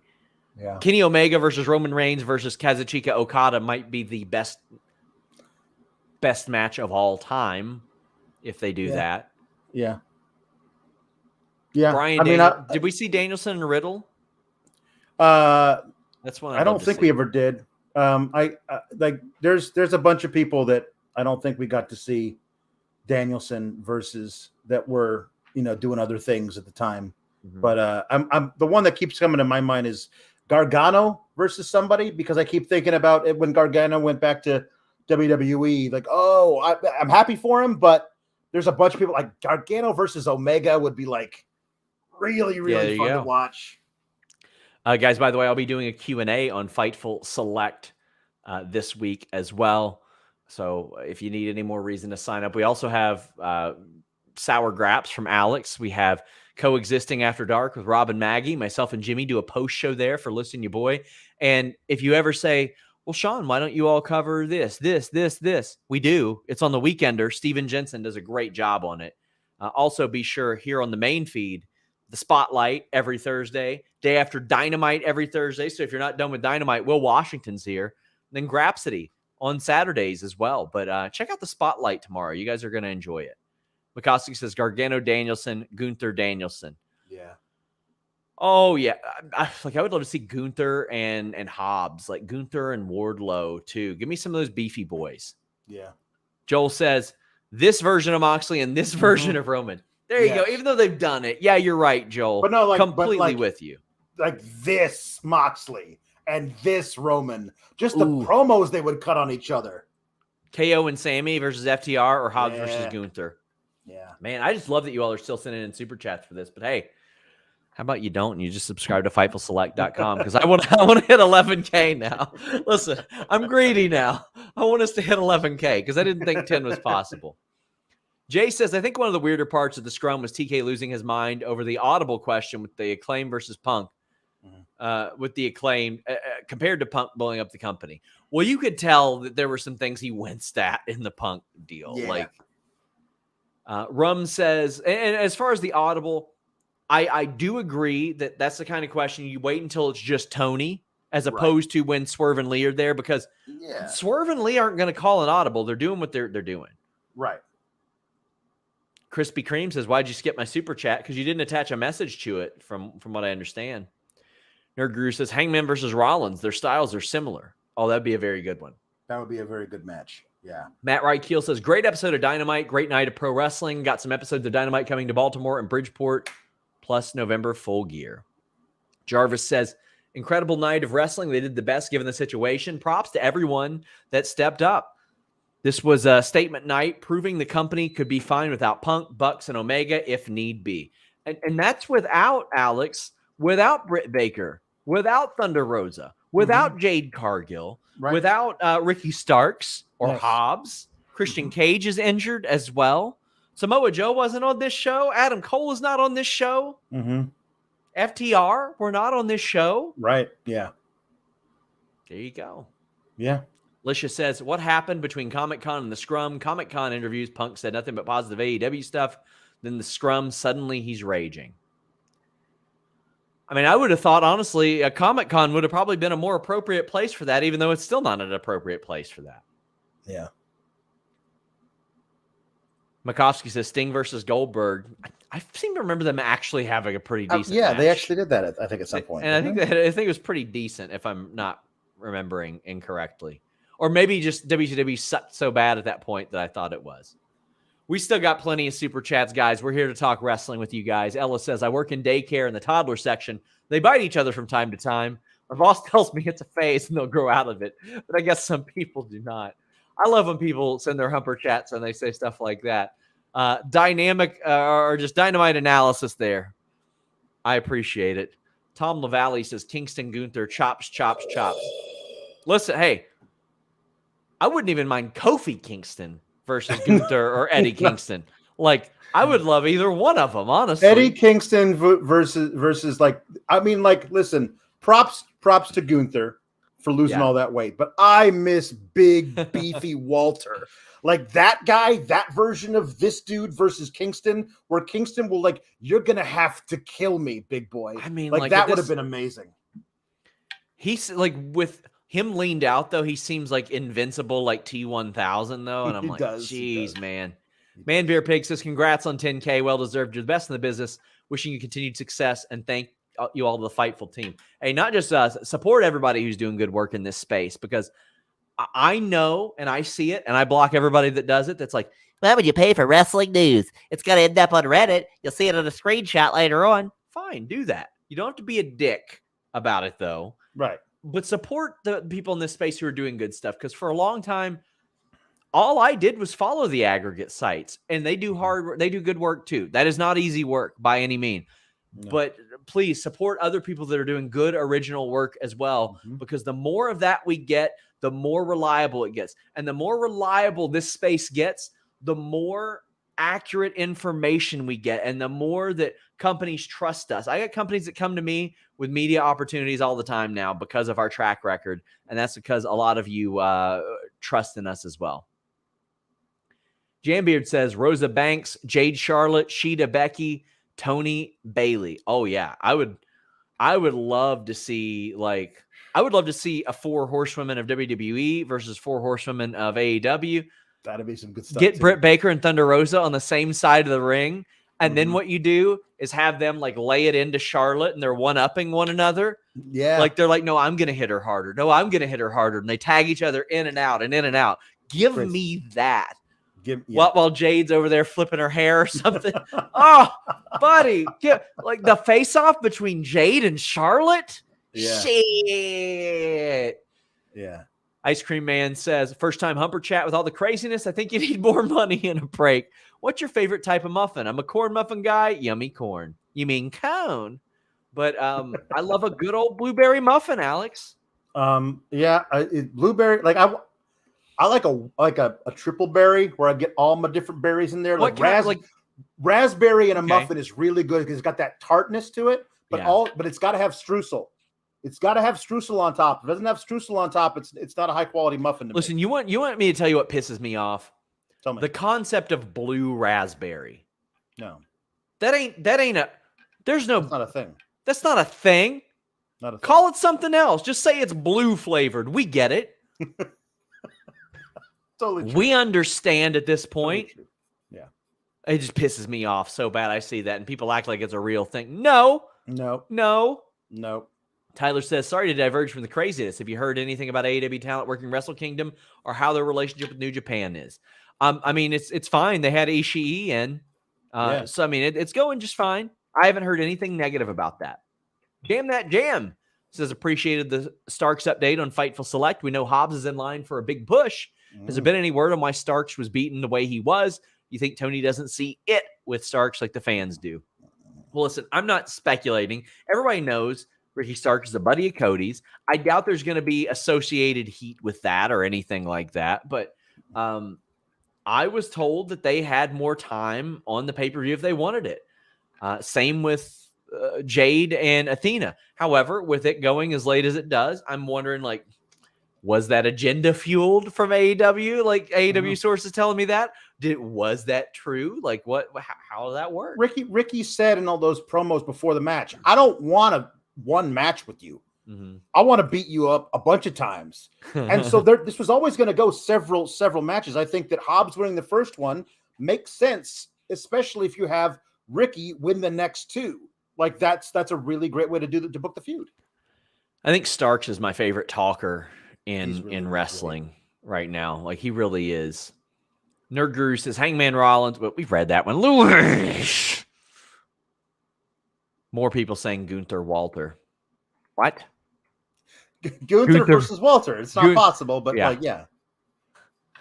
The person said Gunther versus water and then autocorrected. Like, listen, if you're Alex, you want Gunther drinking as much water as he can so he can get that water weight back on. Confliction says, anyone else for Hook and Action Bronson teaming? Dude looked so good at the pay-per-view. Them versus 2.0 sounds great to me. I'll tell you what I'm most excited about for that. I'm excited for 2.0 to be like the ring generals in a situation where you've got 2 guys, one who has never wrestled before and one who's had like a dozen matches. Right. And they are the type of guys in the ring that I believe can be like ring generals. So I'm excited to see that. Brian Moore says Sour Graps is reason enough alone for $5. I mean, listen, call me crazy, guys. I think the podcast network we have on Fightful Select is well worth $5. And during inflation, during the pandemic, during anything, I was like, nope, we are not increasing this price. That's the appeal. I want it to be the most cost-effective, exclusive news service, period. I don't care if the dollar's devalued. I wanted to make it as inexpensive as possible. And as a result, we get a lot of people who are like, $5, what the hell? But yeah. we've got like a show a day on average when all is said and done. Cody Burnson says, Sean, the work you and the Fightful team have done, not just the past few days, but especially the last year, has been incredible to see. Your work to provide us with the news and all else you do is greatly appreciated. So glad to be a select subscriber. Well, thank you so much. I mean, I'm not going to sit here and be a preachy journalist because I don't consider myself a journalist. I peddle in rumors and gossip and wrestling news. As I said on Twitter, I ain't covering the war or anything. I'm talking about dudes fake fighting usually. So I'm just glad you all care. Rodney says Jericho's face was cracking me up. Thought he was going to gasp when they shook hands. That would have been great if we saw him go, oh. Yeah. Overall media says Carmelo versus Daniel Garcia, Jade versus Bianca. Those would be very good too. Yeah, that'd be very good. Yeah, please subscribe. Get us to 11K. Seth Rollins versus Jay White, says Chris. That's a good one too. That's a good one too. Tony Miller says Regal putting Yuta Garcia in the get along shirt like he did Mox Danielson would be great. Well, we got a whole lot of people still talking about Punk, so we'll get to that in a moment. But Distry says Hangman is such a good human being. Phil let his lingering hatred consume him at that conference. Sad to see, done with his diva attitude. There's a lot of people that feel that way. The heat that I heard, Alex, wasn't even tied to the fight. Like, a lot of people were very, very mad at CM Punk for what he said there. Yeah. I mean, you can't like, as I said, like, he says he's burying all these individual people too, and all the kids who won't listen to anything, blah blah blah. But when you say that the guys who basically built AEW aren't worth anything, then why are you here, dude? And when you say that Page hasn't done anything in this business, but he's a former world champion in this company, like, you're burying the whole company. Like, it's ridiculous. Jam Beard wants Kid Bandit, Omega, Ricochet, and Takeshita. That is such a nice clash of styles. Hobbs versus Wardlow program seemed legit in his push. I mean, I had heard that there were talks about maybe Hobbs and Wardlow. It's just so much has changed in the last 3 days. You don't know who has been adjusted to what. Right. On Your Marks, Lou says, I first have to apologize for saying Alex is annoying on Twitter. That was mean. I'm sorry. Guys, listen. I had to ask Alex to unblock my IRL best friend for saying Giannis was going to leave in free agency. Listen, block anybody that even gives you a weird vibe. It's your social media experience. Yep. But he says Mox MJF was great. Hope Bryan wins the title. Ricochet versus Pac, of course. Yeah, we never got that. Yeah, because by that point Neville had left and Ricochet was still in NXT. Yeah. Luis, you might want to check if there are any bits on Twitter, as somebody says on Twitch rather, says Sean usually gets us at the end of the stream. It isn't even that. Like, I read them off as they pop up. Misfit Gamer says, I know Malachi said that he'd want these guys in House of Black, but how about Butcher and Blade? They wouldn't be a bad shout there. I mean, they seem like they'd fit an awful lot. And goddammit, Ray says Bryan Danielson for World Champ September 2022. Thoughts? Yeah, absolutely. I think that's the way that you go there. That's what I would do. Any word on if Discovery has officially scrapped AEW to HBO Max yet? Seems since the merger, HBO Max has been a disaster. Well, they are merging with Discovery Plus, which I'm happy for because I canceled HBO Plus, had to cancel Discovery because the app didn't work, and I loved both of them. So I'm excited for that to happen. Plenty more super chats. Let's go ahead and get through them. Ricardo says, I've said it before, Mox with the AEW shot strapped to his broad back is best. But he needs to take some time off. The guy has put this company on his back through the pandemic. And he put it on his back through the pandemic, when Punk got hurt, and now when all this stuff is happening too. Give the guy a break. Let him breathe. He needs a break. And honestly, I feel like there's a way to do Mox winning the tournament, becoming champion again, and MJF taking it from him in the most brutal way possible. You know, Mox wouldn't mind getting a bunch of color in a beatdown to go away for a few months. Like, let MJF get all of that heat before Mox goes away for an extended period. And when Mox comes back to face MJF, that's a huge, huge moment for AEW. Brian Mahoney says, if AEW wants to take a chance and give Mox his vacation, Danielson, Darby Allin is a risk I'd be willing to take. That'd be a hell of a match. It would be a hell of a match. One that we haven't seen. Ian Simmons says they can do Mox MJF, but MJF screw over Brian, and Mox returns saying, yes, he beat me, but that's still my BCC brother. Oh, okay. I see what you mean. Mox, I don't know. I think that's a little over. I think Mox is probably taking some time off in the future.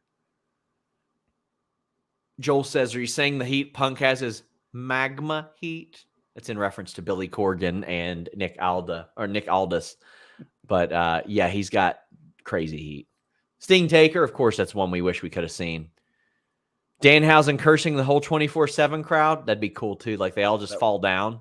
That would be really good. Duke It Out says, weird with the Hangman heat.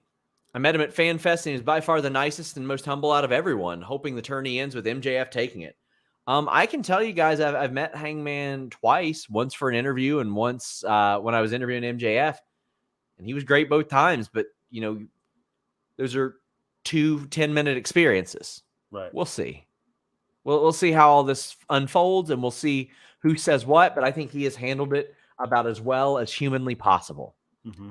He literally saw all that happen, and he said, Happy Labor Day. Wow. Primetime AJ says, who do you think will be the world champ by the end of the year that is not a former WWE guy? If MJF wins, who would take the title off of him? Well, it's going to be MJF, and I think he holds it for a full year up until his contract is up, quote unquote. Mm-hmm. And then there's like, is he going to do it? Is he going to take it? Like, is he going to take it away? No. Mm-hmm. Nerd says, I don't think Hangman deserves any blame whatsoever, even aside from not being anywhere near the brawl. Punk is the king of shooting and promos, but someone goes over the line one time and he buries him with a golden shovel. Hangman is a good human. So again, I don't know to the limit in which Punk has shot on people in interviews without clearing it. I haven't necessarily, quite honestly, I haven't been in the Scoops game for years before Punk was there. Like, that wasn't what I did. Mm-hmm. So I didn't have anybody that was coming to me saying, oh, he stepped over the line. Maybe Punk cleared every single time he made a personal dig or something like that in a promo. And if so, well, I could understand maybe his frustration there. But there's a lot to be learned in this. Yeah. Misfit Gamer says, F it, why not? Because we got a Twitch hype train. Misfit Gamer says, Ciampa, Moxley for the promos alone.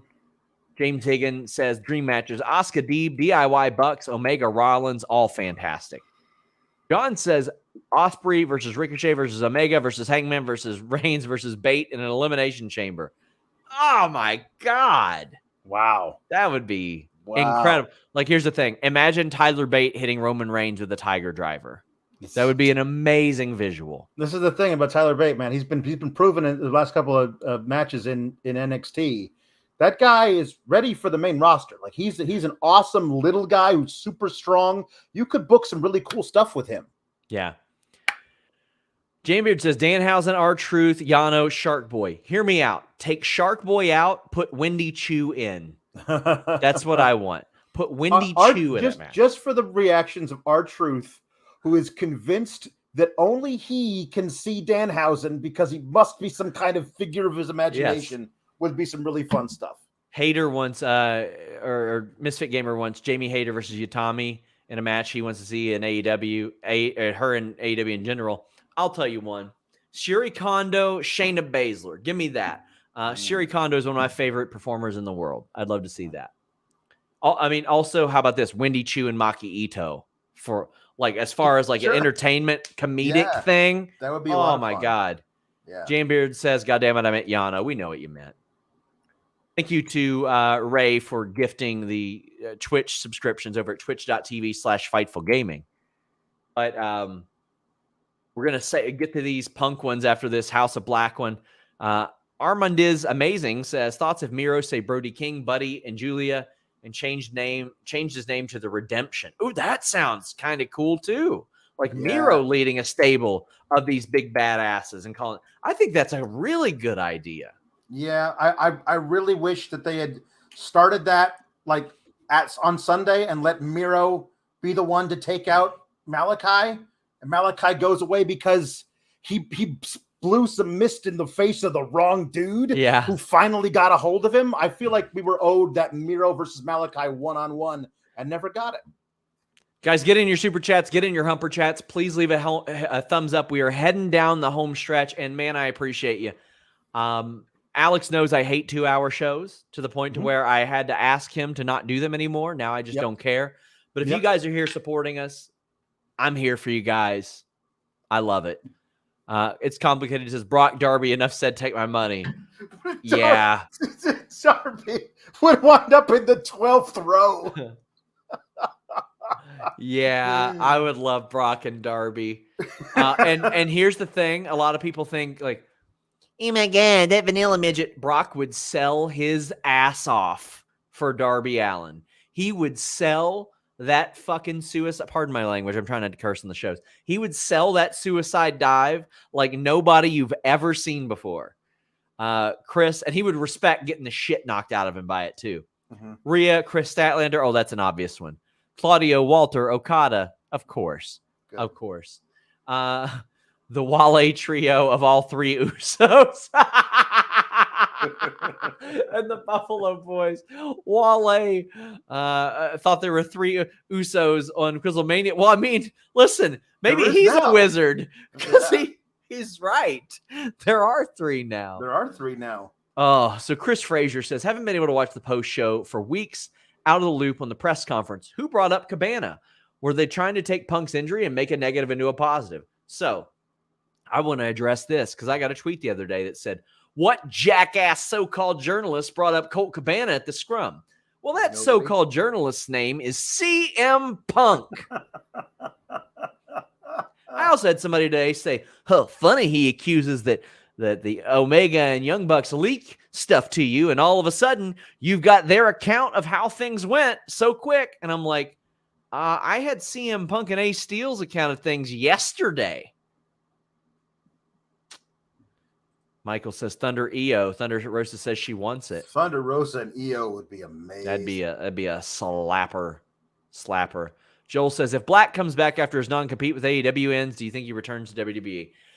Yeah, I'm sure he probably wishes he was there. I mean, he didn't want to get fired from there. Completely sad. I mean, did you see the post-firing podcast he did? Like, he didn't want to leave there. No, and Triple H, like, was his guy. Like there was a whole, like, story they had all laid out they were going to do with Black, and he never got to do it because Vince didn't know what the hell he was doing with him. And as we highlighted on FightfulSelect.com, please subscribe for more details. AEW is hopeful, like, just maybe during this period, he'll be like, no, I'll come back. I'm ready, type of thing. There's a lot of unfinished stuff left to do. And there's going to, if there was a time when the lights went out and they came back up and Malachi was there, everyone would just go nuts. Like, it would be an amazing thing for him. Please leave a thumbs up on this video. Get us to 1,000, guys. Rum916 says, if it turns out it was the elite who provoked Punk, do you see any way Tony doesn't fire them, even with all their contributions? I see them being suspended and their EVP titles stripped. Yeah. In one way, CM Punk literally said, come find me if you have a problem. Yeah. However, physicality is not an answer to that in any capacity. Fluffy Panda says, great job, all. I've been addicted to Fightful Select since All Out. Even Corny has been entertaining. He's not an elite fan. Great Dynamite. I have somebody who sends me pertinent Cornette stuff, like when he's talking about paydays and like booking stuff from 97. So, I mean, there you go. Enjoy what you enjoy. Just make sure it's good people if you're going to support them. Jambeard says, not taking away the guilt of Punk or the elite. It's a shame that most of this was started or agitated by Hangman being dumb and shooting on live TV. Come on, man. I mean, they were selling a pape.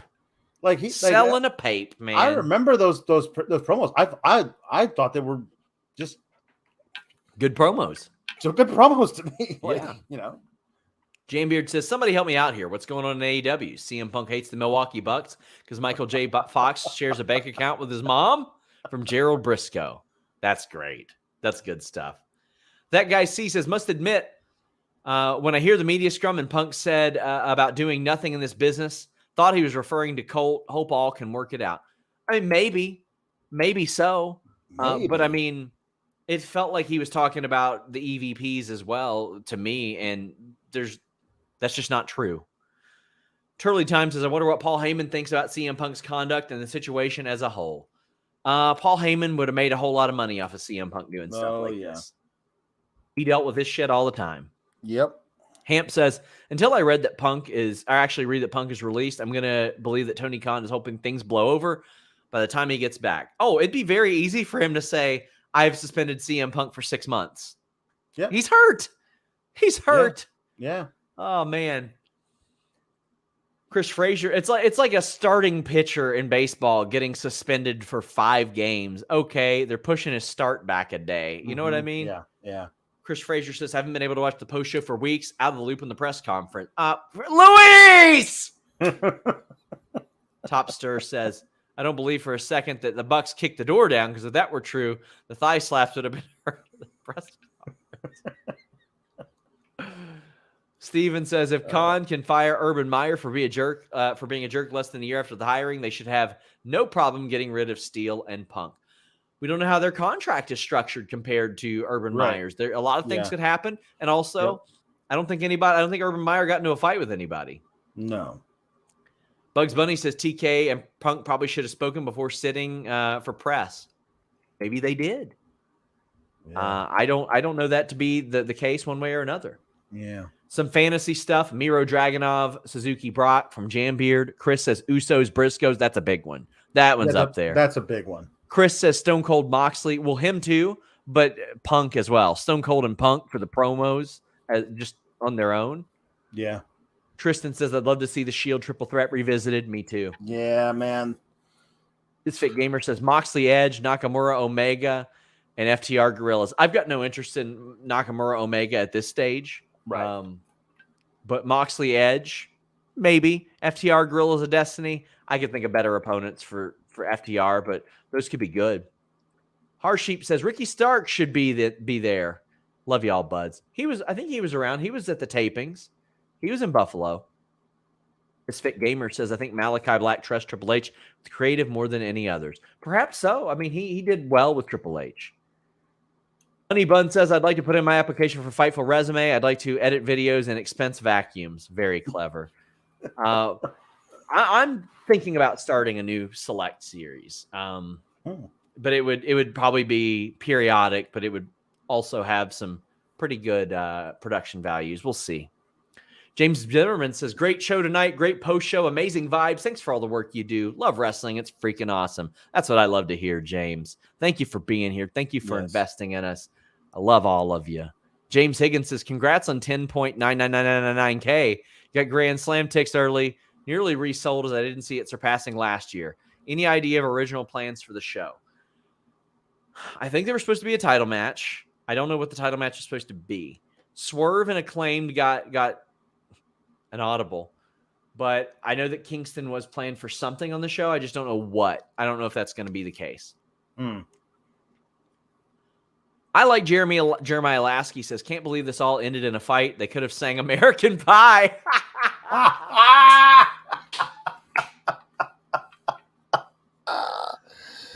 What a weird moment.